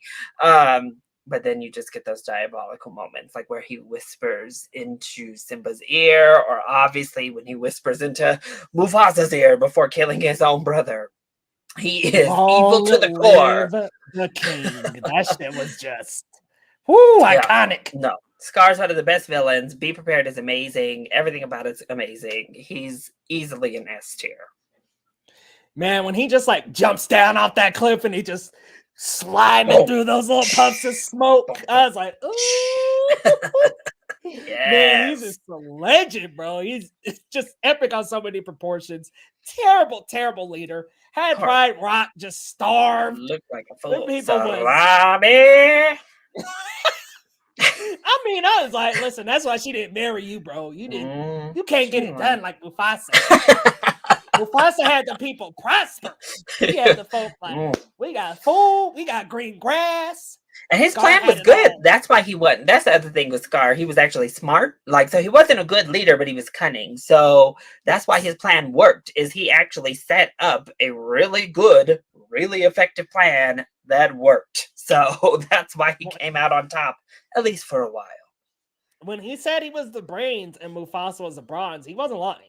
Like, I mean, Mhm. Mufasa definitely was wise and definitely was a intelligent king, but I mean, Scar just was more cunning than him and absolutely like took advantage of the fact that he had love for him. So yeah, Scar All right. absolutely an S tier. Okay. We at All Pocahontas right. now. We're at Pocahontas. So Pocahontas, I know it's a hot take these days because everybody, I understand like accuracy wise and all that. But it's nobody likes Pocahontas, but I love her as a character. I think she's a And fantastic character. um, again, she's headstrong and her mission is kind of for the greater good, period. Like, yes, it's put through the lens of a romance. So falling in love with this white man is how she starts gaining her empathy for white people, which, in history is the downfall. That empathy for white people was a horrible trait to have, unfortunately. this was But the wrong John in the damn history, but whatever. so I see we don't trust white folks at all costs was the real message of Pocahontas, rather than the one they gave us about unity. But again, it's a lovely message about understanding other people, understanding nature. Obviously, Colors of the Wind is all about like, John, you're a fool. Like, you think I'm the savage, but you're the one who doesn't appreciate or understand anything about the world. Like, open your eyes to all this amazingness around you. Judy Yep. Kuhn, who provides the vocals for Pocahontas, has an amazing singing voice. She's so good. Her vocals are so good. And she has some of the best hair in all of Disney. What can I say? That flowing hair in the wind is fantastic. So maybe a little bit naive in how quickly she rushes into this romance. It's one of those Disney tropes, is she rushes into her romance far too quickly and it complicates things. And I think that's her biggest flaw. But she's a compassionate person. I think a good leader. And I'm going to put her in the A tier. Yeah, that's a really good spot to put her in because I'm with you. I think she actually has a wonderful personality in the movie. I think that she's very graceful, but naive for sure. Mm-hmm. She was quick to fall in love with John Smith, who I'm gonna have some things to say about him. But she was willing to show him, humanity and to show him that there's things beyond just people who look like you. So I do love that she was willing to show him, even though his people wanted to call them savages for a good 5 minutes on screen before they even freaking got to the place. But no, I think she is a wonderful character. Not only is Judy Kuhn great, but I also think Irene Bedard, I think is the lady's name, is They also actually hired great. a Native American woman to voice her. Native American. She's fantastic. So, man, I gotta go with the great as well. I think that she's a good character, but I cannot stand that old John Smith. Sorry. He was on some old. It was like him and Thomas was enthusiastic about beating down natives and stuff before they went there. And I know that the whole story is about, proving them wrong and like that they were stereotyping these people in the wrong way. But man, I'm looking at the beginning of Pocahontas. I'm like, they was celebrating how these Indians, bro. I'm not cool with how they was like, well, I'm gonna get on over there. Thomas said something along the lines of, well, I'm gonna get over there and blast one of them natives if they. I was like, oh no, and then he does. Way to talk about that. Yeah, and then he does. And poor Thomas, it's because of Pocahontas. No, he didn't have to pull the trigger.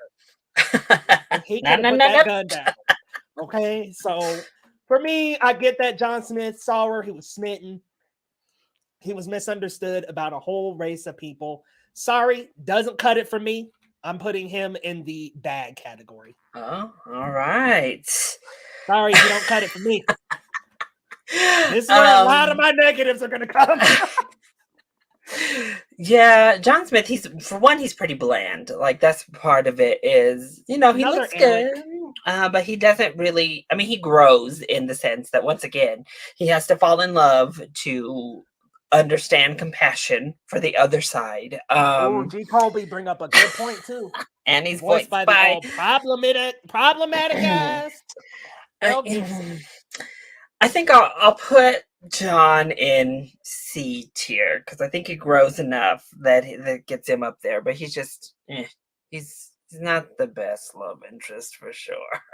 Yeah, I just think he's like he starts out so like bad. Like I'm just like rewatching Pocahontas and I was like, oh, they was like celebrating, like, oh, we gonna blast us some natives if they come around. It's like, I don't know about that, bro. I don't really like that, man. All right, so I did skip the animal companions on this one for Nakoma, who is horrible on so many levels. We want to talk about Pocahontas is the one that got Coquitlam killed. No, I think it's her ass.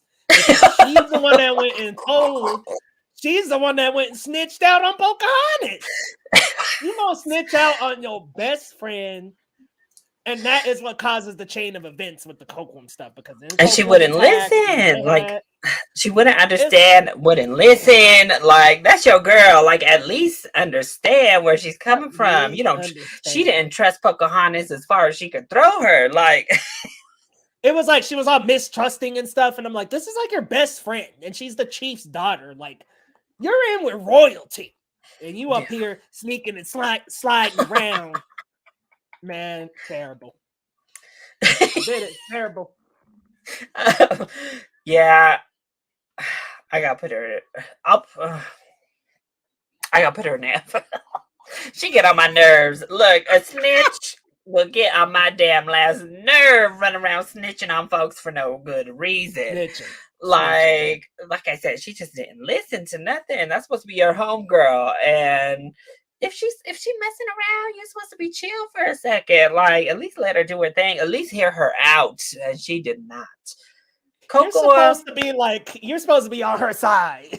Right? Like, not her dad's. Like, I understand maybe you thought it was best for the tribe, but no. End up being the worst for the tribe. What you pulled was the worst. Like, Coco, I think was just kind of a product of his circumstance. Like, he's the alternative to John Smith, but he's not bad. Like, so often they like present you with a straight up like horrible man that you're like, oof, of course I don't want him. Right, and I don't he's not Gaston. No, he's just the same old. Like, we'll kind of keep you in the same traditional role, but he also wants what's best for his tribe. So I'm gonna put him in C tier as well. We don't get enough time with him to move him up anymore, but I don't think he's bad in terms of a character. Yeah, I think I can go there too. C. We don't even really get that much screen time with him, but when he did get killed, it was like really shitty. Like, it was like, oh, dude. Yeah, we were like, oh, shit. Didn't want that to happen. Which, on to my next point, we're gonna put Thomas down in F because I don't care what kind of redemption they want to give Christian Bale. I don't give a shit. Christian Bale did a decent job voicing the character, but I'm just like, I hate, and I love how the two of them is like, one's over here and the other one's like on the little tier maker. I'm just like, dude, I can't stand that character. He starts out the story talking about blasting the native away, and I'm like, I'm sorry. And not to mention, like, he was like super. He always stayed super like intimidated by them, no matter how much John Smith wanted to talk him out of it. He always kind of had this edge of mistrust. And he's the one that pulled the trigger and killed Coquitlam. So it's a instant F from me. Instant. Yeah, I see what maybe they wanted to do with the Thomas character. They just didn't do it well. Is of like indoctrinated youth. Like he's getting Yeah. indoctrinated of the wrong message. But they Mhm. don't take him on enough of an arc. Like he kind of just stays there. Again, it takes him so long to even get to a point. Like he's slightly traumatized after he kills Coco, but he's also hyped. Like so, he's out running around here. No, no, no, no. Thomas, he is annoying. He is right. He needs to be in the F tier. He's my least favorite character. Oh God, I can't stand Same. no little Thomas. I'm like, ooh, he's annoying. Grandmother Willow need to slap some sense into some damn Thomas, y'all. I can't. All Now right, for we the got Chief Palatine. Chief Palatine. He's another one. Like he's kind of in the realm of where I don't think he's a bad father. I think he cares about his daughter. He cares about his people, and he probably has a good reason. Again, don't trust white people. He has a good reason to be mistrusting. but but again, it's just that lack of trust, especially when she's kind of next in line to be the leader of this tribe. It's just his like lack of trust and understanding of his daughter that keeps him from being an actually good father. He comes around, obviously, so I'm gonna put him. I'll put him in C tier too. That's where a lot of these Pocahontas characters are going to end up in the C tier for me. Yeah, and like you said, he's not like a bad dad like Triton or Sultan. He doesn't like throw a tantrum. He's understandably hostile. And Yeah. not to mention, I mean, these people coming in with guns and such. Like, I They mean, kill Coco. Of course, you're gonna they take him kill hostage. Coco. Like it's not nothing he Right. does is unreasonable. Right. He didn't just destroy Pocahontas' tent because he was mad. Like, Yeah, it was like, he all didn't go right, like turn burn down the grandmother Willow. right, but then it's like, okay, but he wasn't Mufasa where he's like Yeah, guiding her through the movie and no, like yeah, this big guiding force. He's still misunderstood, and it still took their relationship to get him to see that, oh, okay, they're like us. yeah, Um, so yeah, I'm going with the so-so as well. There's just and there, he doesn't have a ton of screen time anyway, yeah, so it's like, okay, like maybe if that character was fleshed out more, we'd be looking at him as more of a Mufasa guidance type. yeah. Um, yeah, I forgot J. Colby. I think I read this one, but Oh, yeah, no, he definitely for me, he's in that D tier of that John Smith. Laser, we're on Pocahontas now. We just got to Governor Radcliffe, who I'll be honest, like as a villain, kind of mid. mhm. Like I just think he's like kind of like he very much is like a stereotypical Disney villain, but there's like Yeah, no redeeming or good factors about this villain. He just kind of pasted in kind of an amalgam of different characters that came before. And I do not like that Savages song. I know that no, it is in the context of the movie, but I'm just like, I don't like that. yeah. I don't like that at all. They could have went ahead and just cut that out Ooh, that DVD. Honestly, I yeah. just was like, I don't like that at all. At all. I don't like calling the native savage. Oh, I was quite offended by that, so I don't like that. So for me, we're gonna put him on the bed. I just think he's like a product of like, okay, if you took like Gaston and Ursula and Jafar, put him in like a brew and came out with a villain that wasn't nearly as good as the three of them, it would yeah. be different. Yeah, his song, that Mine, Mine, Mine song, I think is one of the Yeah, that weakest one villain too. song. I'm like, he's over here talking about this gold, singing Mine, Mine, Mine. The best part about the governor for me is his pug. Like Right. he's he's fine. I mean, he's like literally one of the. He's not like they try to make him kind of sassy, but they don't make him fun sassy like Scar and Ursula and Jafar. He's just like Instead, kind of mean. And it's just like, yeah, okay. he's just racist and mean and he doesn't have any redeeming qualities to go with it and doesn't have a great song to go with it. So yeah, I'm gonna put him in D tier as well. I don't really care for the governor here. It's one of the weakest aspects of Pocahontas is that just the villain is not good. Yeah, just not a great villain. I think the villain of the story is the misunderstanding and the Yeah. racism, and it's Yes. just like to get like an actual character. Mm, Could have been one of those where maybe Disney didn't have a villain. Yeah. And it was just the settlers that were like, it was John Smith and the settlers that were like the villains or whatever. Yeah. But now we're on to Quasimodo. Oh, little old Quasimodo. Little misunderstood Quasimodo. The saddest of the protagonists of the age. Locked up, shunned from society. So sad. Definitely has one of the weakest "I Want" songs.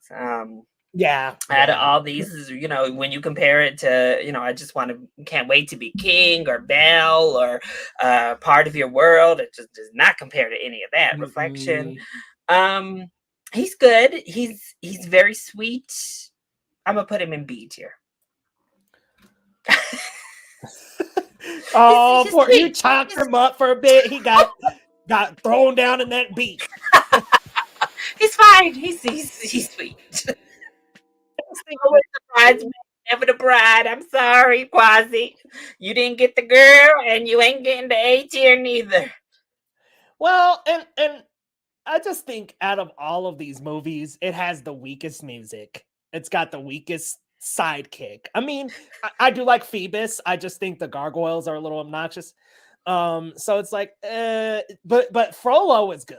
So I was like, okay, you've got some good stuff here, but Quasimodo, I like him a lot as a character. I think, like you said, misunderstood. He doesn't have any songs that are great or very standout. I literally just watched it last night, and I remember Frollo's song way better. So it's just like, maybe not the best singing here, but it is like sad. Like he is like a character that you wish and hope the best for because of, you know, he's been constrained to this tower the whole time. You know, he's not traditionally attractive, but I like that they accept him at the end and that they bring him in as part of the village. And I think honestly, my favorite moment of the movie was the end when the little girl runs up and gives him that big old hug. I was just like, oh, he's like accepted. I love it. I love that. But I'm going to go with Be Good as well. I think that he just doesn't necessarily measure up to like Simba, Aladdin. Like he just doesn't hit that upper crop of like Disney Renaissance characters. He is a really good character. I just think Hunchback of Notre Dame is like toward the bottom of the Renaissance for me. It just is like not as memorable. And this is coming from somebody who just rewatched it last night. So it's just not as memorable and it's just not as pleasant as the other ones. Like, because I was just like, man, that Frollo, man, he's rapey as hell. And it's just like really, I was like, ooh, this is dark. I mean, he wants to wipe the Romani people off the map. And I'm like, okay, this is like, this ain't really Disney animated film. Like dark. And then you got them gargoyles popping. And then the gargoyles.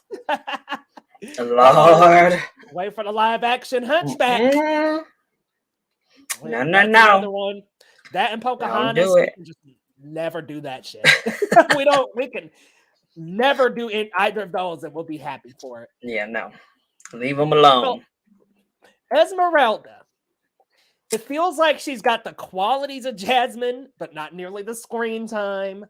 Not nearly like, I don't know, like there's just something missing about that character because I do like the character. I just think she's not quite like Princess Jasmine or Pocahontas and I know she's not a Disney princess, but she relates to him through being a gypsy, and I do like the relation. Yeah. I think when I was younger, I was kind of like, why is she friend zone my man Quasi like that?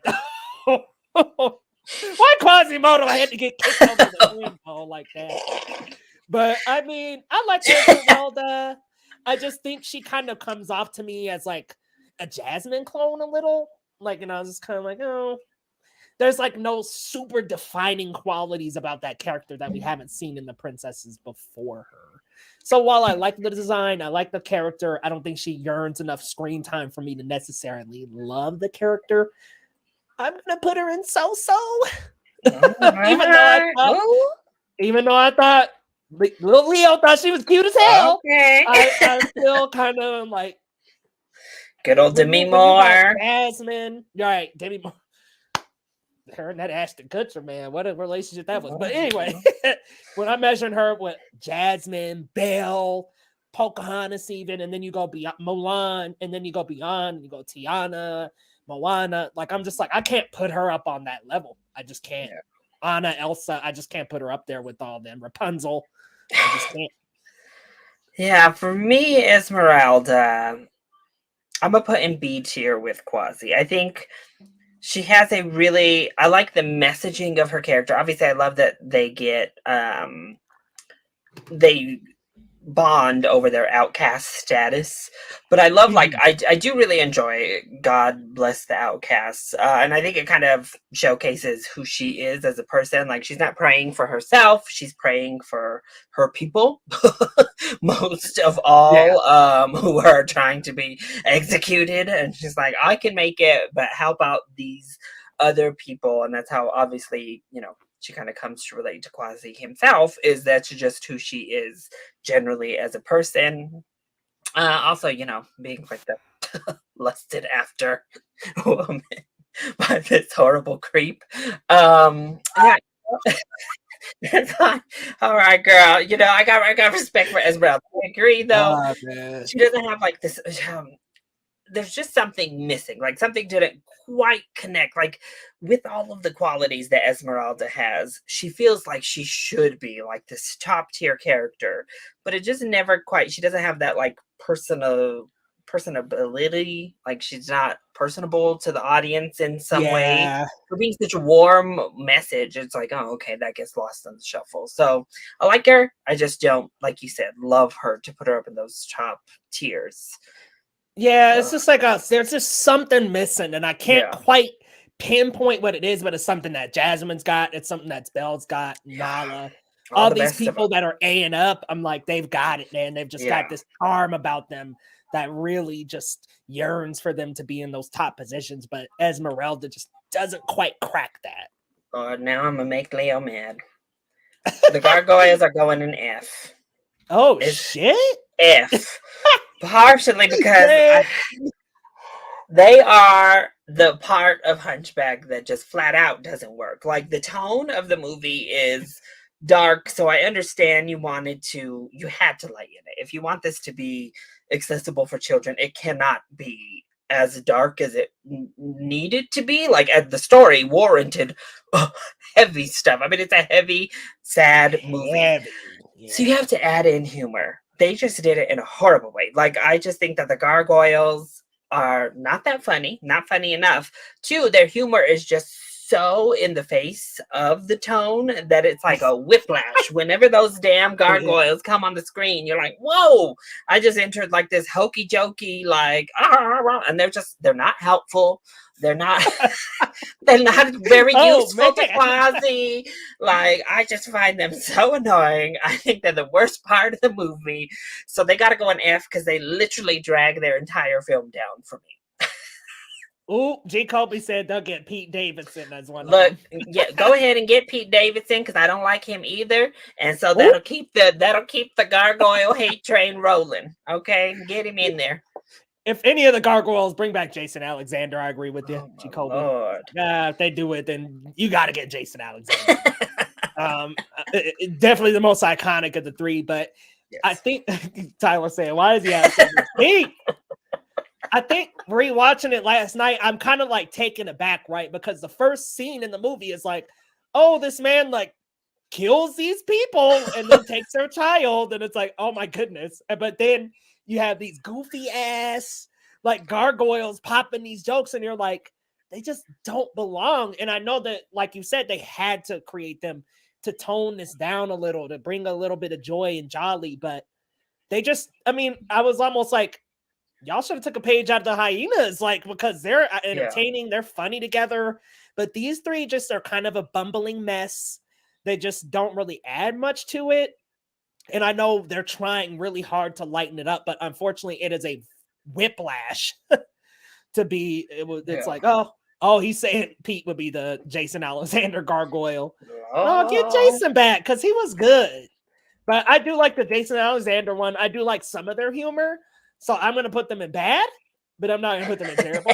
I just think that they feel like they don't belong in this movie. And and going back and rewatching it, I was like, woof, They just don't really belong. Very tonal whiplash Yeah. going here. So next we got Phoebus, who I actually do like this character, and the reason why I do like him is because he's the good character dropped amongst the bad. So I do like that he kind of always had the heart of gold. He was there for Quasi. He was like Quasi's homeboy, but we don't get enough, and I think it's another case of two characters falling for each other without that much screen time. Because I was like, okay, he like sees Esmeralda in the church, which, by the way, I mean, he was there to capture her, but she still fell for him. Like, I was just like, this is a little bit confusing because he was the one that was going to catch her. Yeah, it just, the two of them didn't work. And to me, it almost felt like a forced byproduct for her not to get with Quasimodo. And I know what they were getting at. They were trying to say that, like, okay, Quasimodo only loved Esmeralda because that was somebody who showed kindness to him. Other people can show kindness to him. So I get that they were like, oh, it wouldn't make sense for these two. So it makes more sense for Phoebus and her to get together. Like, it just was like, we're gonna shift one nonsensical relationship for another. So it doesn't quite work to me. But I do like Phoebus as a character. I just think he works well in tandem with Quasi. I'm gonna put him in the so-so though. I'll put him in the good, right up under Quasi. I think he's a pretty good character. I just think not enough screen time and a weird nonsensical romance between him and Esmeralda. Yeah, I'm gonna put him in C. Cause I don't know. He's just kind of there. He's fine. I like that. Yeah, I like his friendship and his compassion, but I just don't like that romance with Esmeralda. At that point, I really wish they had just made Esmeralda not. Like, why? Everybody goes home single. You know, like, if you don't want to make her be with Quasi, just have her go on her way. Like, why she gotta end up with this man that she don't know? Nobody watches the movie knows. We're like, who? I know. You weren't even here. Yeah, he's just kind of like nice, white, attractive man. That's required for the movie. Right, so, he's like that required charming character. You gotta have a nice, attractive man.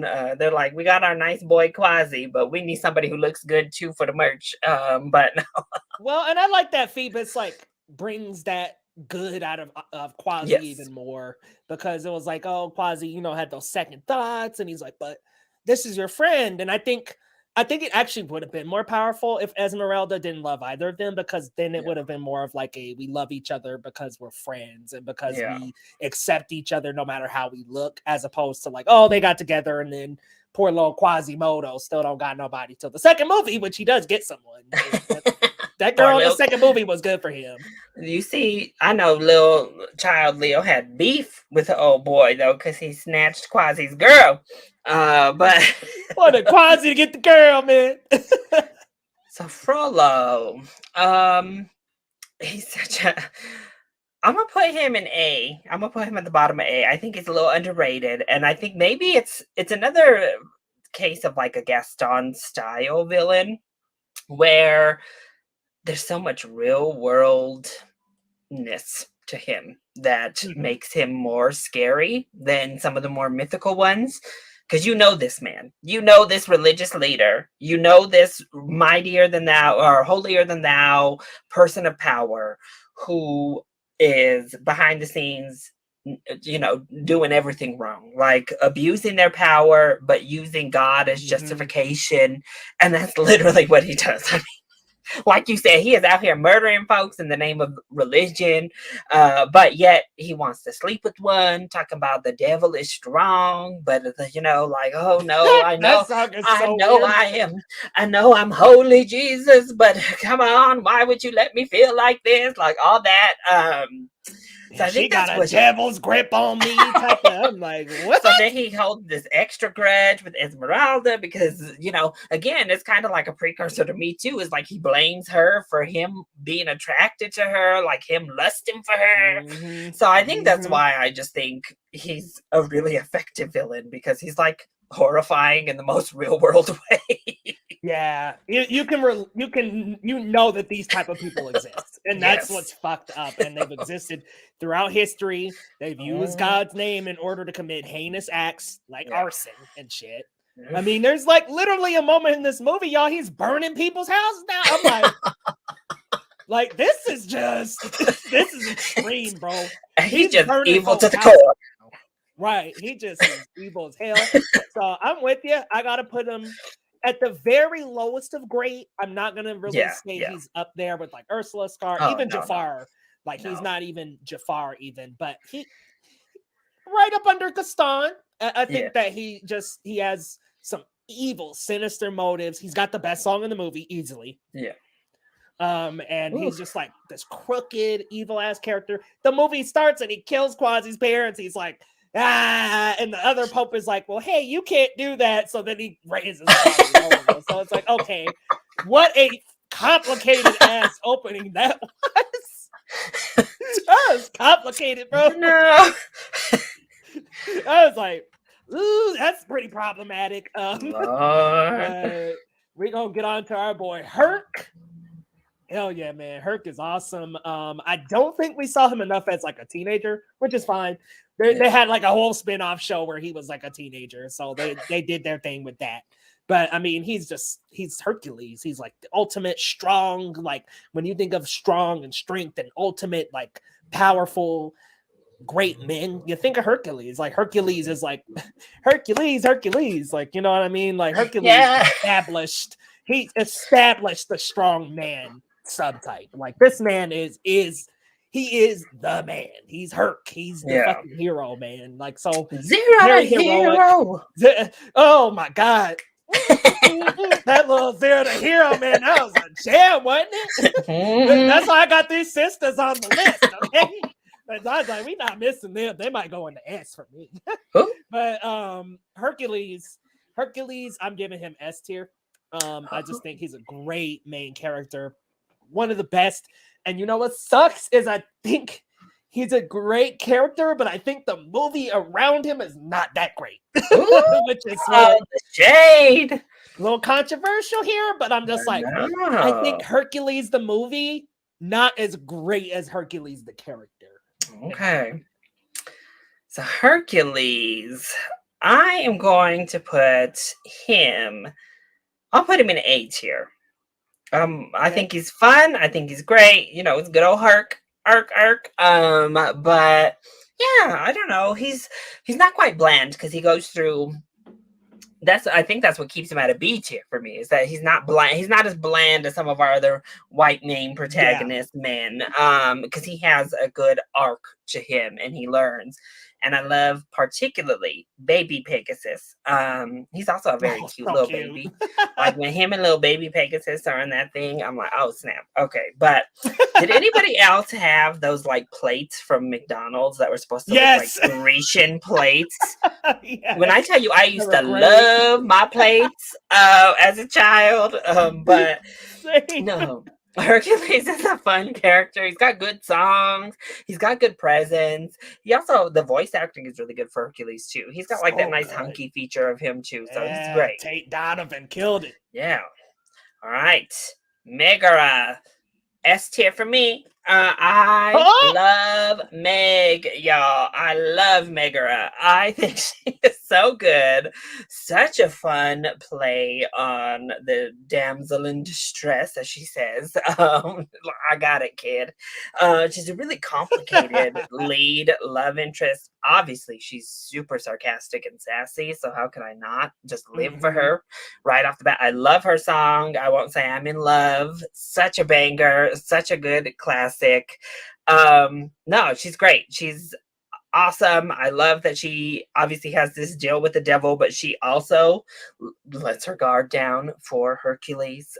She softens up for her love by the end, but maintains that like fun sassiness to her. I love Meg, so she's in the S tier for me. G. Colby got my reference here from Nutty Professor. Hercules. It's so good. Oh man, what's going on, Josh? Good to see you, man. Thank you for pulling up. Let us know your ranking of these characters, man. We got through a lot, so now we're on Megara from Hercules. I want to put her in A. I think that what I like about her and Hercules' romance is that it's not easy.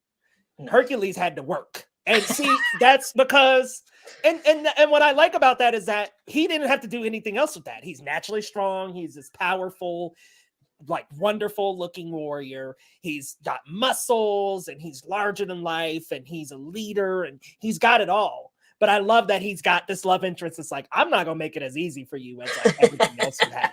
So I love that there's this dynamic of him like being so intrigued by that. You know, she is his challenge. She is the one that came along, the quality of his life that came along and was an actual challenge for him. So I think that they make a very great dynamic. And I think out of the Disney couples, they're one of the better ones, you know, Beast and Belle, Jasmine and Aladdin. It's always best when there's that conflict and it doesn't just jump straight into the love and it's just straight into the, oh my God, I'm in love. I just got my eyes on them. It's more of a actual a more real life love. Like it's earned and not just given. So yeah, I put Meg in the A tier. My man, Phil. Ooh. Danny DeVito, man. I mean, listen, Danny DeVito tore this role up. If they do a live action Hercules, I need them to make it work with Danny DeVito. Just bring him back. Just bring him back. Just bring him back. He's iconic. This character's hilarious. He adds so much to Hercules, and it's kind of just like a stereotype of like coaches. Professional sports coaches. You got the kind of short, chunky guy that's like the coach of the big, strong man. It works. It's hilarious, and I love Phil. And Danny DeVito does a great job with them. I'm throwing Phil into the A tier. Yeah, I agree. I think out of mentors, he's A tier. He's funny. He's fun. He has good advice. And we get heart with him, like when he realizes that, you know, he let Hercules down and Hercules quote unquote let him down, getting to go through that like little emotional journey with Phil as well. He's great. He's a great mentor. Love Phil. Love Phil. All right, I'm gonna let you take it away. All right, our muses, the wonderful muses who are our narrators in Hercules and the vocal look. They better get these muses right for this stupid live action. You hear me? They had better get these women right for this because they are iconic, amazing. I'm gonna put them in A just because they don't have like much character in and of themselves, but they're so damn fierce. They make this movie so much better just by being there. So I love them. Yeah, man, I'm going with an S. Ooh. Listen, man, them gospel songs are so good. The best song, Zero to Hero. Oh my God, truth, it's such a bop, bro. And that's what makes Hercules so good. I'm like, you bringing these little black ladies, man, to kill it on the mic. Man, they absolutely turned it from Zero to Hero. I mean, and they're great in such a great. In Meg's number too, they kind of come in with her number and they're so fun. and it's right. It's like you said, they're not really like their own characters. Yeah. So like, but I have to put them in S. Like I can't escape this without getting them ladies up top. They'll probably get Jennifer Hudson and Lizzo. That works as long as they can harmonize. I'm cool with that. Yeah, Lizzo can be that little girl. She can kill it. J Hud, let's go. Fantasia's the other one. I'm down. Listen, man, we'd have a nice little choir out of them three. Yeah. Get Halle Bailey to do the top.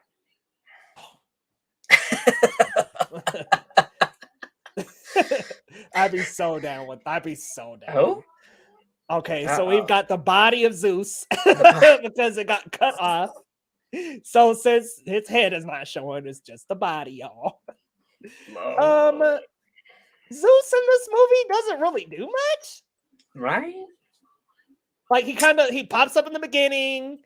He's in there for a little bit in the middle of the vice, and then he's in the end. And I'm like, okay. He's definitely not the Sultan or Triton level. Like, he's not terrible, but doesn't really do much. Yeah. Like, what's cool about Zeus is his design. And that he, like, the lightning bolt thing was super cool. The voice was great, iconic. But it just, it kind of doesn't have anything really memorable.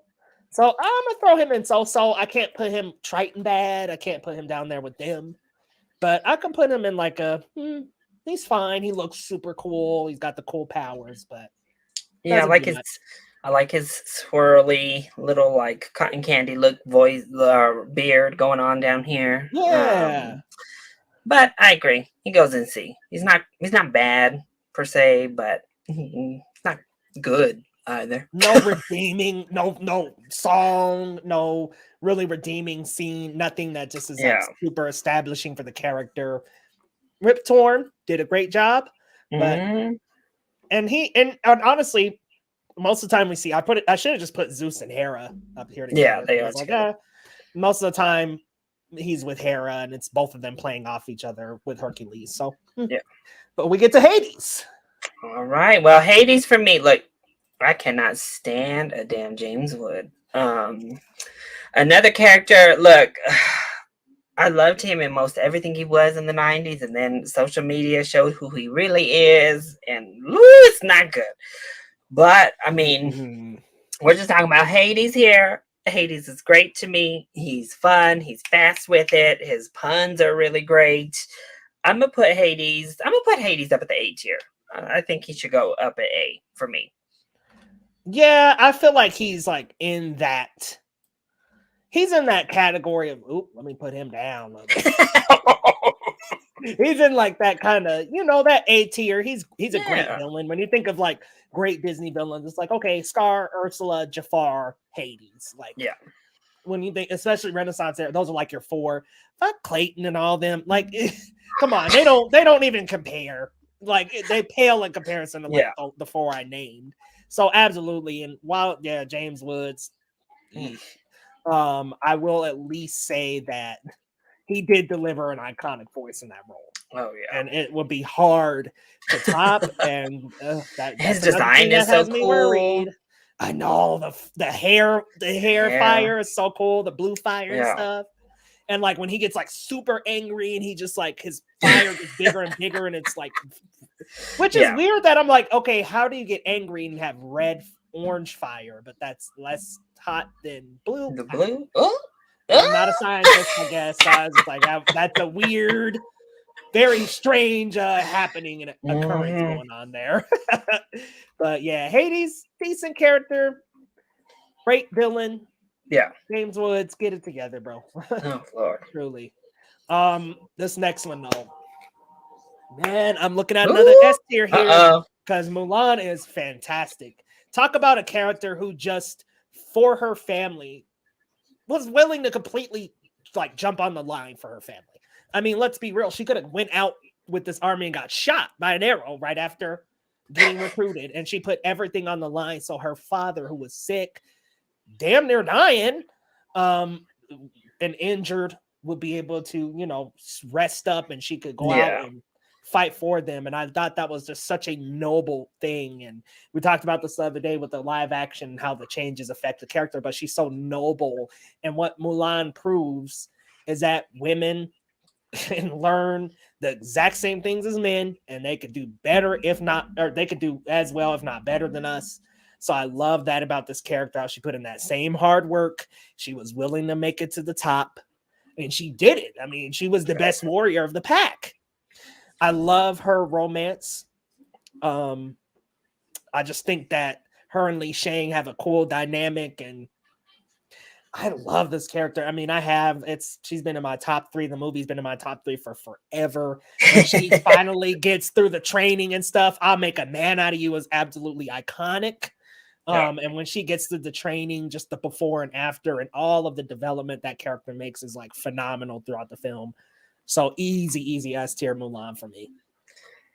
Yeah, I agree. I love Mulan. I love her with no superpowers, please. We like Mulan as a regular person without all that destiny superpower mumbo jumbo.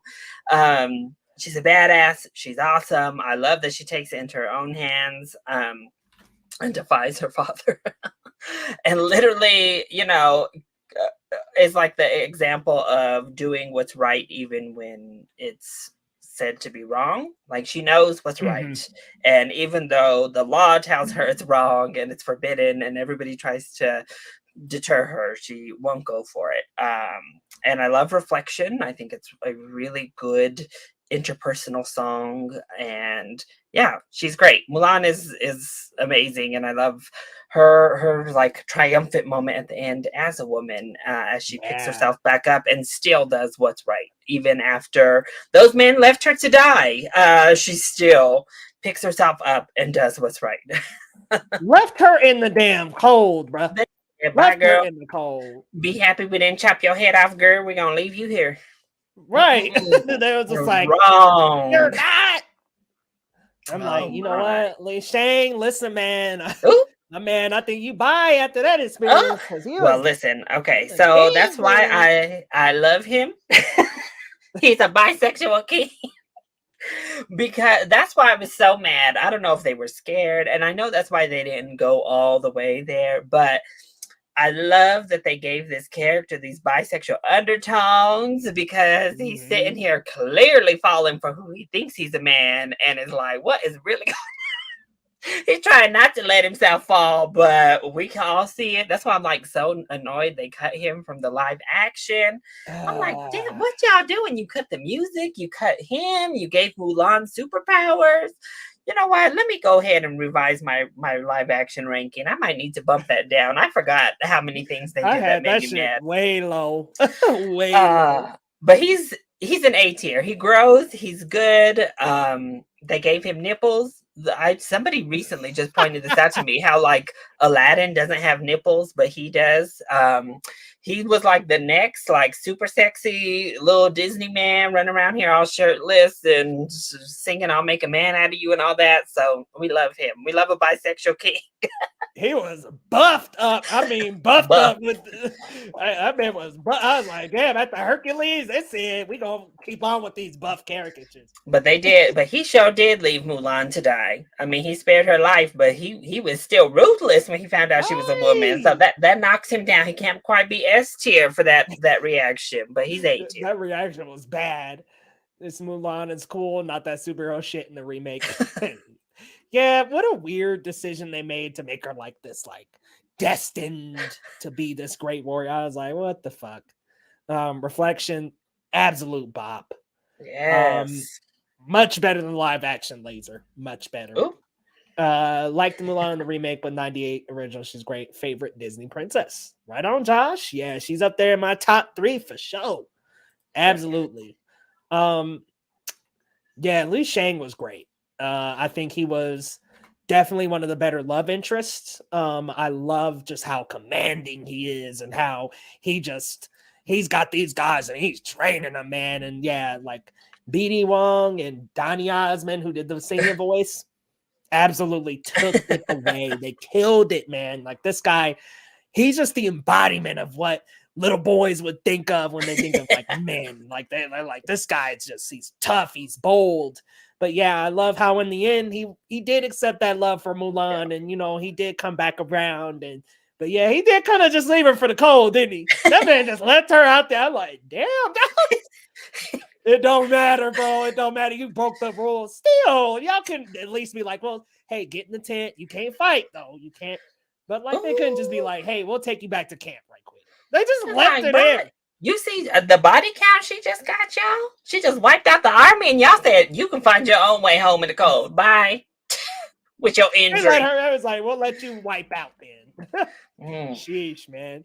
But yeah, Li Shang, definitely a great. I definitely think that's another, in my opinion, that's another love story that was earned. Like, because geez, a lot of these early ones, like Eric and Ariel, they just love each other instantly, man. Yeah, it's kid friendly, Laser. Mushu, listen, man. Eddie Murphy ate this up, man. I mean, he got this and then Donkey, and I'm like, this man just eats up like any animated role he gets. He just eats it up. I mean, he killed it as Mushu. He's hilarious. He had so much friendly, funny dynamic to the film. Hate that he was taken out of the live action. I hated to. I won't front. I was like, where the fuck is Mushu? When I seen that trailer, I was like, was Mushu in the back or something? Like, I was looking, man. I was like, they said no fun. You cannot have any type of fun in this live action version. They were like, no Mushu, no songs, no Li Shang. I'm like, what are we doing here? They said y'all gonna So take us serious. serious only. And I was like, we couldn't at least have like a more serious Mushu. I mean, geez.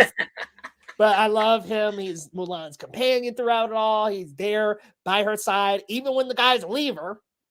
He's there by her side, always there, always ready to get the best for Mulan, even though it still Hilarious. serves him. But he's just hilarious, and he's got great dynamic and chemistry with Mulan. So I'm going with another great one here. I just think Mushu is one of those great animal companions. Biting people's old dirty asses to save Mulan, you know.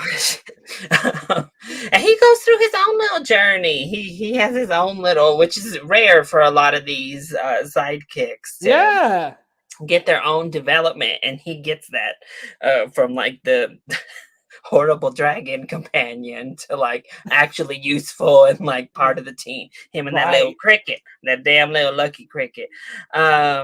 No, I love Mushu. He's hilarious. He has some of the best lines in the whole film come from Mushu. His animation is a lot of fun.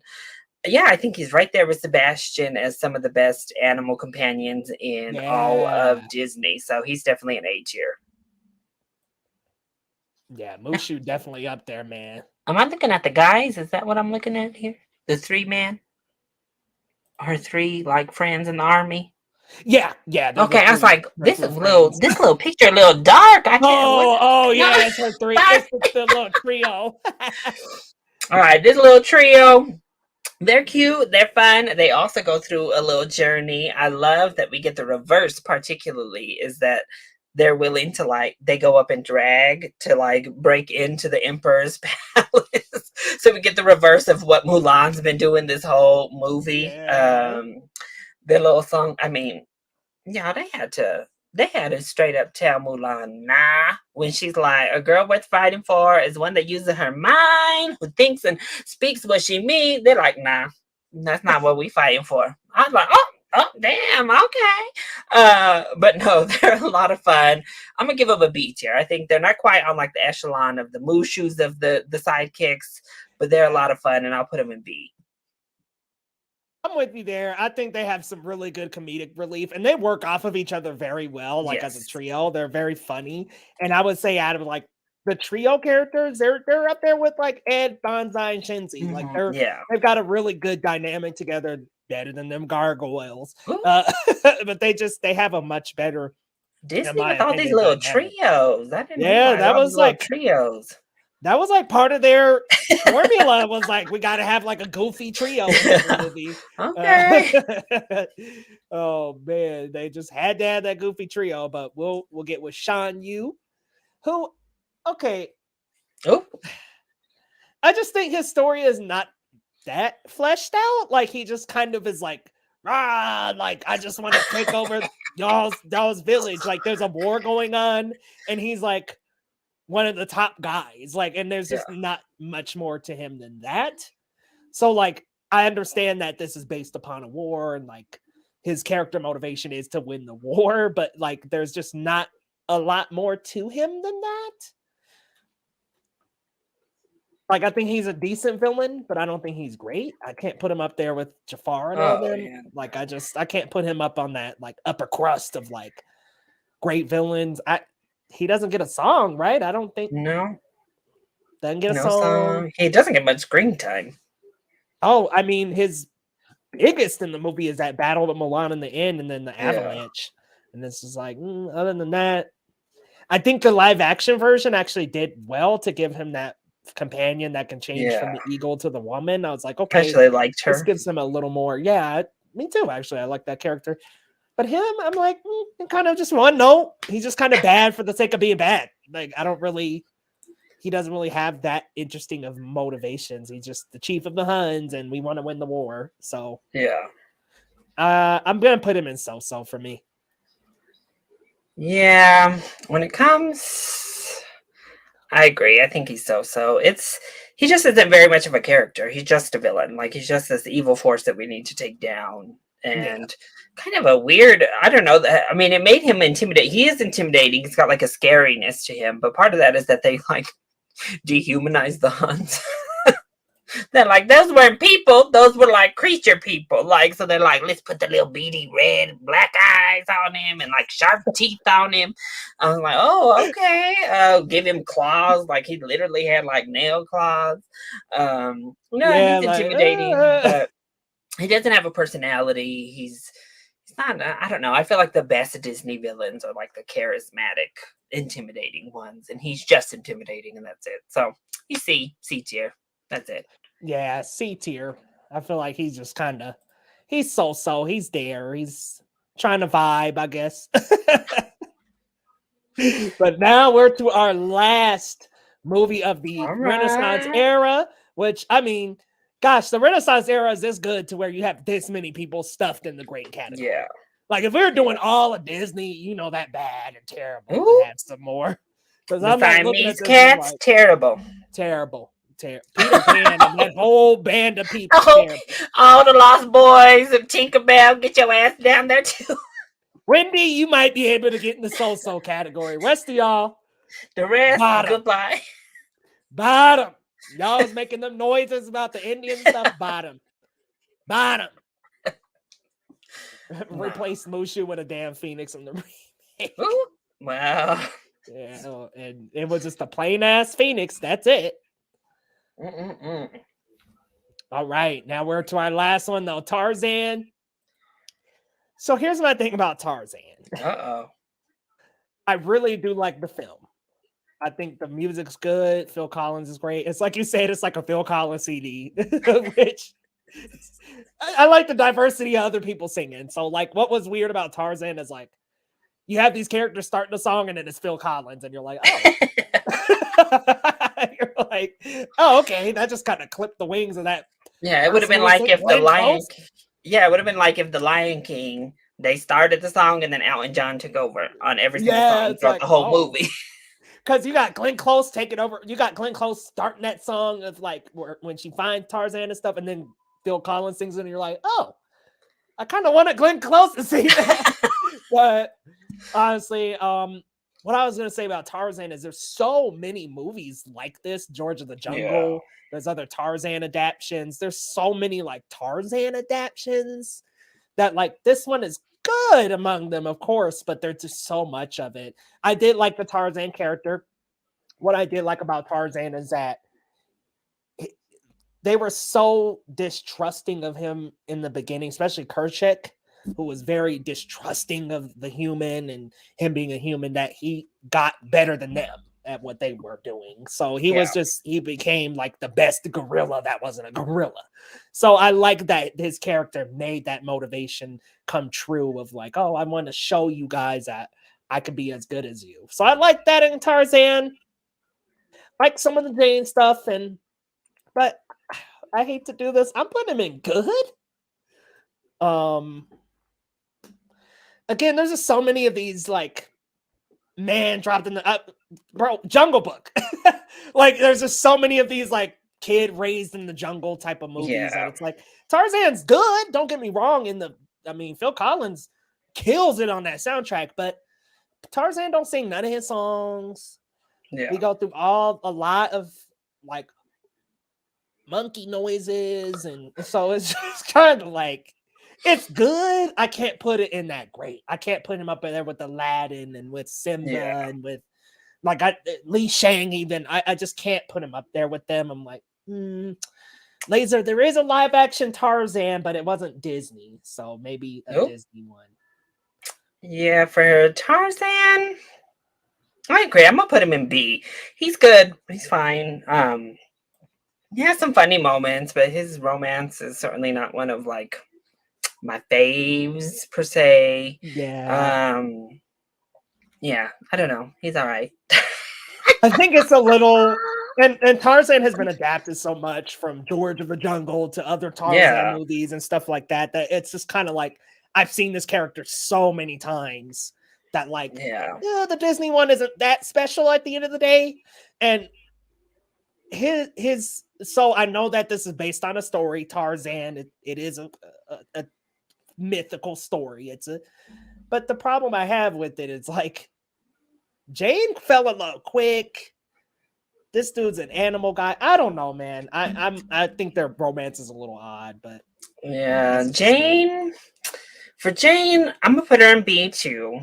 I think she has some funny moments, like she's really lighthearted and kind of like this effervescent type of person. But she's really damsel in distressy for the majority of this film, which is, Jane in the Tarzan story. She's all right. Again, their romance is one of them romances of Disney. Not my favorite, certainly. And when it comes to female protagonists, I just think we have a lot better ones. So she goes a B. Yeah, because she's likable as a character. She's got this like likable energy. She's empathetic with Tarzan and his situation, and she really takes him in and teaches him a like good person. how to be a human. Yeah, she's a good person, and she was willing to live with him amongst the apes. So that was cool. Oh, thanks for coming, Laser. Really appreciate you stopping by. Oh, thank you, Laser. We'll be live again on Sunday, so see you soon. But yeah, I like you think Meg, Jasmine, Pocahontas, like there's just so many other better iconic female characters that just come far above Jane. So I could go a B with her too. So Turk. Little Turk, little Rosie O'Donnell. Little Rosie O'Donnell. That voice get on my nerves. I'm gonna be real. That little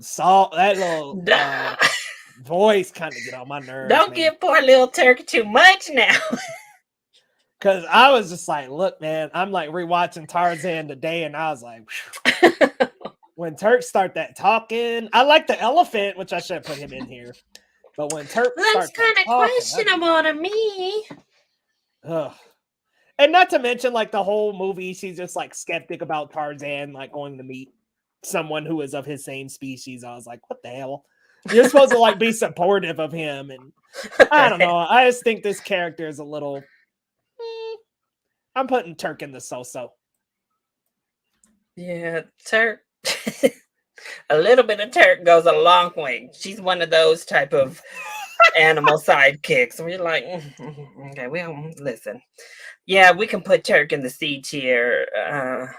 She gets grading real quick, rather than like fun. She doesn't light up the screen like Mushu and Sebastian. Instead, you're kind of like, all right, we got a second of you, girl. Now you can run along, go play with the little elephant in the water or wherever you go.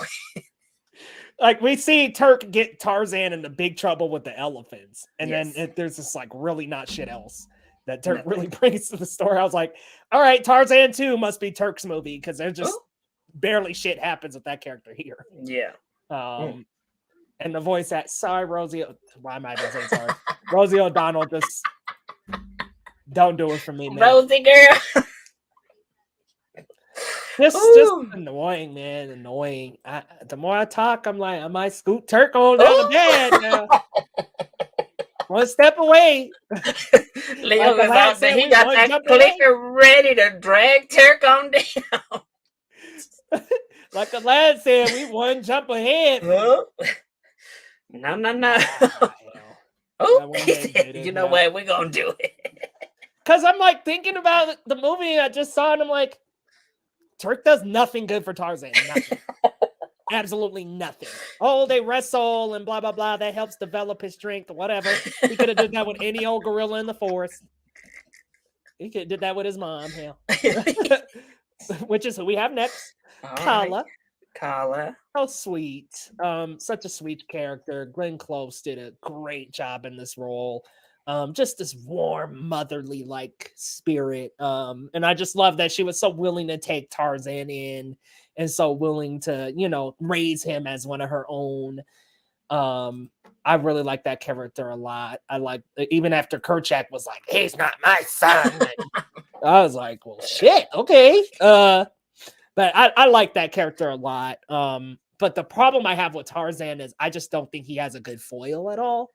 I think that Clayton is pretty weak, so a little forecasting where I'm probably gonna put him. And then Kerchak also, I like what they present with the conflict. I hate how it's just like, oh, he's on his deathbed now, so he'll turn. Like, come on. I think that his turn should have been before that, because then you have Tarzan making an actual impact, not just because he's on his deathbed. So I like Kala, though. Back to her. I do like Kala as a character. I think she's a caring, motherly figure, which we don't get a lot in Disney. I mean, they usually Sarabi barely. Yeah, Sarabi being the only one that stayed, and she gets no screen time. No screen time. She gives him a bath, and then she gets called to the front. She gets called up by Scar, and that's all. And she had her fucking nose up. I was like, "Oh, hey, Sarabi!" I'm like, "Girl, you better walk through there." Sarabi was looking at them like, "Who y'all looking at?" Huh? That was tight though. I was like, "Okay." I mean, look, low key, we live for Sarabi. We just want her to have some more time. Because her having that little nose up and just like, I don't talk to you. I don't talk to the lowliness of you guys. But I'm gonna put Kala at the very top of good, very very top. I wish that I could put her in great. She's just right up under there for me. Just unfortunately, a lot of her screen time gets killed by the Tarzan Jane thing that happens in the middle. So it's like, okay. And then, oh my God, they lose their kid in the beginning. And I'm like, that is such a quick scene for her to just like lose the kid. And then the next one, she's got baby Tarzan. I was like, man, we didn't really get to sit with that PTSD. We didn't really get to sit with that. The whole reason why she raised Tarzan was that event, arguably. So good, not great. Yeah, I'm gonna put her in B tier as well. She's sweet, she's lovely, really a good heart to the film itself. We just could have used more of her in the story. As for her man, as for this goddamn Kerchak, he going in D tier for me. It just it's too much. And like you said, the turn is just on what? Because you're dying? Like, I don't understand. Like, I don't know. His turn didn't come right. He was. No, I mean, I don't know which one of the two I like better. So you know what? Go ahead. Put what's his face? The villain. Put him right next to him. Clayton. They're both in D because I think they're just weak. Like, I don't know. We could have done much better. Maybe if you morphed the two. I like the idea of. Well, I don't know. You gotta make people the villain. So come on. Yeah, I don't know. Just both of his foils in the first half and then in the second half. Neither one of them are strong enough. Yeah, neither of them are strong enough. I mean, that leopard, I thought was like the leopard didn't have that much screen time, and it was cool. I thought that was like super cool. I thought that was, first of all, it was dark as hell. There's literally like a shot of like Tarzan's parents dead as hell in their little cabin, tore up by that leopard. I was like, oh my God, as an adult, I hated seeing that.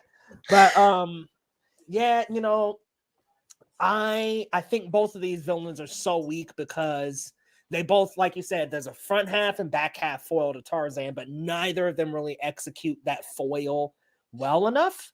Especially Clayton, who, I mean, he's got this hostility towards the gorillas. Okay, there's his villainistic trait. We don't even see it through most of the movie. He shoots Kerchak. I'm like, well, now Tarzan can be the leader of the people because he was pretty problematic, don't you think? So I was just kind of like, and then it gets mucky when they were like trying to visit with the gorillas only, and then Kerchak comes running in and nearly kills Clayton, and I'm like, okay, well, they're here visiting. I know Clayton had like the plot or whatnot, but like they were just visiting, and he like rushes in, and I'm like, okay, so Kerchak, you kind of brought that upon yourself. Oh. Well, Clayton at that point wasn't even hostile. So he's just like there. And I'm like, okay, he's there with Jane and Jane's father. And he attacks all three of them. And I'm like, you're kind of acting like what they thought you were. So, I mean, I thought Kerchak was a bad leader. I thought I liked the like dynamic of him not liking Tarzan. I just think it wasn't fleshed out well enough. And I think he should have accepted Tarzan. Like, I think to me, it would have made more sense if after the leopard, he was like, okay, you're my son. Yeah. Because then it's like, okay, that was a big deal. That leopard killed their original kid and it killed Tarzan's parents. I think that for me was the redemptive moment for Tarzan, but they just drug it out. He still got the stick up his ass about Tarzan the whole movie. And then, oh, I'm on my deathbed. You're my son now. Oh, okay. Okay. I mean, I could have taken that maybe about 20 minutes ago, but all right. You're my son now, I guess. Oh, Now. okay. Now, after you done, now that I'm dying and coughing, breathing my last breath. So I'm put Kerchak in bad. I'm actually going to put Clayton in terrible. He said Clayton goes to terrible. Honestly, remove the character from the movie. It does absolutely nothing for me. You could have a completely different guy come in and accidentally shoot Kerchak and it has the same effect. Oh. Completely. I was like, Clayton, oh, I've got this evil plan to take over the gorillas and they're hiding. I'm like, that's not a great plan. So whatever, I guess. I mean, these big ass gorillas, you think they're going to... So just weird. And it's like, I will say, Tarzan gets a lot of love. And I watched it today and I was like, it's good, but okay, I don't know if he can get quite big enough, but maybe Tyler's on to something. Put Tom Holland in that little loincloth and maybe we got a movie. I don't know. Maybe so. I don't know if he has the size. I don't know if he can get quite big enough for a Tarzan, but look, baby Tarzan had the look. He did. Look, I thought he looked great, and then we had Margot. It just was bland. It was so bland. Like it was just bland. Most of these Tarzan live action is bland. George of the Jungle is the best one. I mean, I'm just saying. Brendan A. Okay, killed it, and the rest, I don't know. They try to get serious with Tarzan all the time, and just do these little hokey jokey, and it's like, okay, well, sure, I guess. No, it's like I kind of liked Brendan Fraser being George of the Jungle and like having this kind of goofy edge and shit. It worked. That damn talking gorilla, yes. Okay, so is there anybody you might want to change their position? Wait, we got to move them little three from Mulan to B because I think they accidentally got slipped into the A. Oh, okay. Put them down in B. I think I've been going back and forth this whole time. Go ahead and move Beast up with Belle so that both of them are in the S. I gotta put it. I wasn't gonna do it, but I thought I gotta do it. Everybody else, I'm feeling pretty good about everybody else. I feel like maybe I need to with the way you were talking today. Maybe I need to rewatch Tarzan, and we might do like you, and some of them people might slide on down like that. But just from my memory, I'm gonna leave them where they are for now. But they might get moved. Man, Clayton had to slide on down to a chair, but for me, I was just like, listen, man, Clayton he's not really a good villain. There's just nothing hallmark about that villain. So I'm like, no, man. Not for really. I think I'm feeling pretty confident about my list. I'm looking here though, and I'm like, woof, that grate is stacked. I mean, stuffed up. I mean, Disney Renaissance era, they just knew what they were doing with these characters, man. They had original or inspired ideas, and they just really took it to the top with them, man. They just were really good. Really Lord, Tyler trying to kill us. Oh, man. Kovu will be up there. The rest. Even Kiara, I'm sorry, I'm putting her in a B. I'm sorry. Right. What are on my damn nerves. Zira, I don't know. Zira might creep up into that A. Zira, but I'm like, I don't even remember these damn characters. The stupid people in England that Pocahontas goes to. The damn Mulan sequel, just wretched.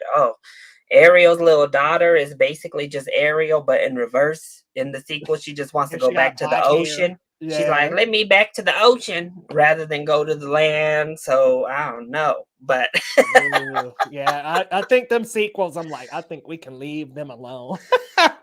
Maybe Aladdin with that. The third Aladdin is the good one, right? Because they had like Yeah, that Prince of it's Thieves. I the like that second one. one is a mess, and then the third one got good again. I think it's because I Robin even liked Williams came Return to back. Jafar.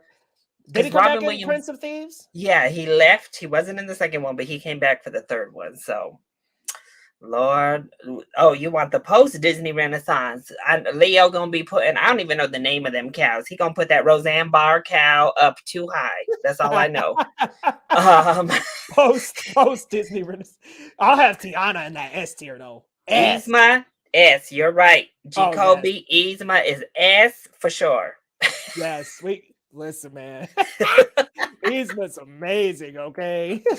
Oh shit! Not that Beauty and the Eartha Beast Kitt with ate Tim that up Curry. though. Mm. Chicken Oh Little. Well, no. Chicken Little's dad. F tier for Chicken Little's dad. Period. That F for man was him a too as menace. well. Oh, much F for F for Chicken. little, yeah, F for his little chicken ass. F. Ooh. Now, and what was I remember the pipe, and then they had that the Christmas special is what I remember for Beauty and the Beast with that little flute. There was that little flute character. Oh Oh, these man. little instruments. You're like, what the hell? Also, Beauty and the Beast. Okay, so I vaguely, I don't even really remember the sequel. How the fuck did he become a beast again? Well, I think because all I remember, I don't remember the sequel. I just remember the damn Christmas special, and I think it was like supposed to be congruent to part of Beauty and the Oh, Beast. okay. So it was like taking place during So part yeah, of we Beauty had and the the Beast. evil organ and the damn little like flute.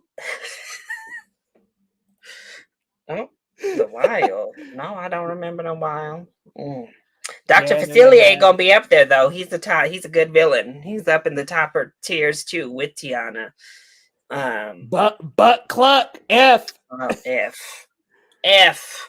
You know what? Anybody who had anything to do with a goddamn Chicken Little, F tier. No. F. I forgot F. all about the Wild. I completely forgot about that. You see, not the Tim. I still can with the Tim Curry pipe organ. Tim Curry be doing some wild shit. Well, Larry, this was Lord. absolutely excellent, my friend. Let the people know where they can find you and what you got coming up on your channel. Yeah, you can find me over at Chili Boy Productions here on YouTube, as well as over on Instagram, and then Chili Boy YT on Twitter. I just did a ranking of all of the Disney live action remakes, so you can see where The Little Mermaid ended up there, as well as other Disney Renaissance films. This week, I think we're going to be starting Pride Month actually in June. So I'm a bunch of LGBTQ film reviews, and then of course this week is Spider-Verse. So that's what the content's going to be all about. That damn Spider-Verse, yeah. So come check it out. Guys, head on over to Chili Boy Productions. If you haven't yet, hit that subscribe button for Chili Boy.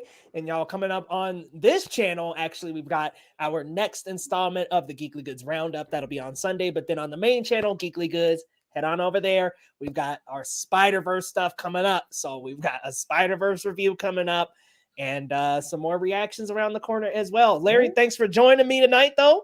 This was a great stream. And y'all, if you're new, hit that subscribe button. We'll see you next time on Geekly Goods.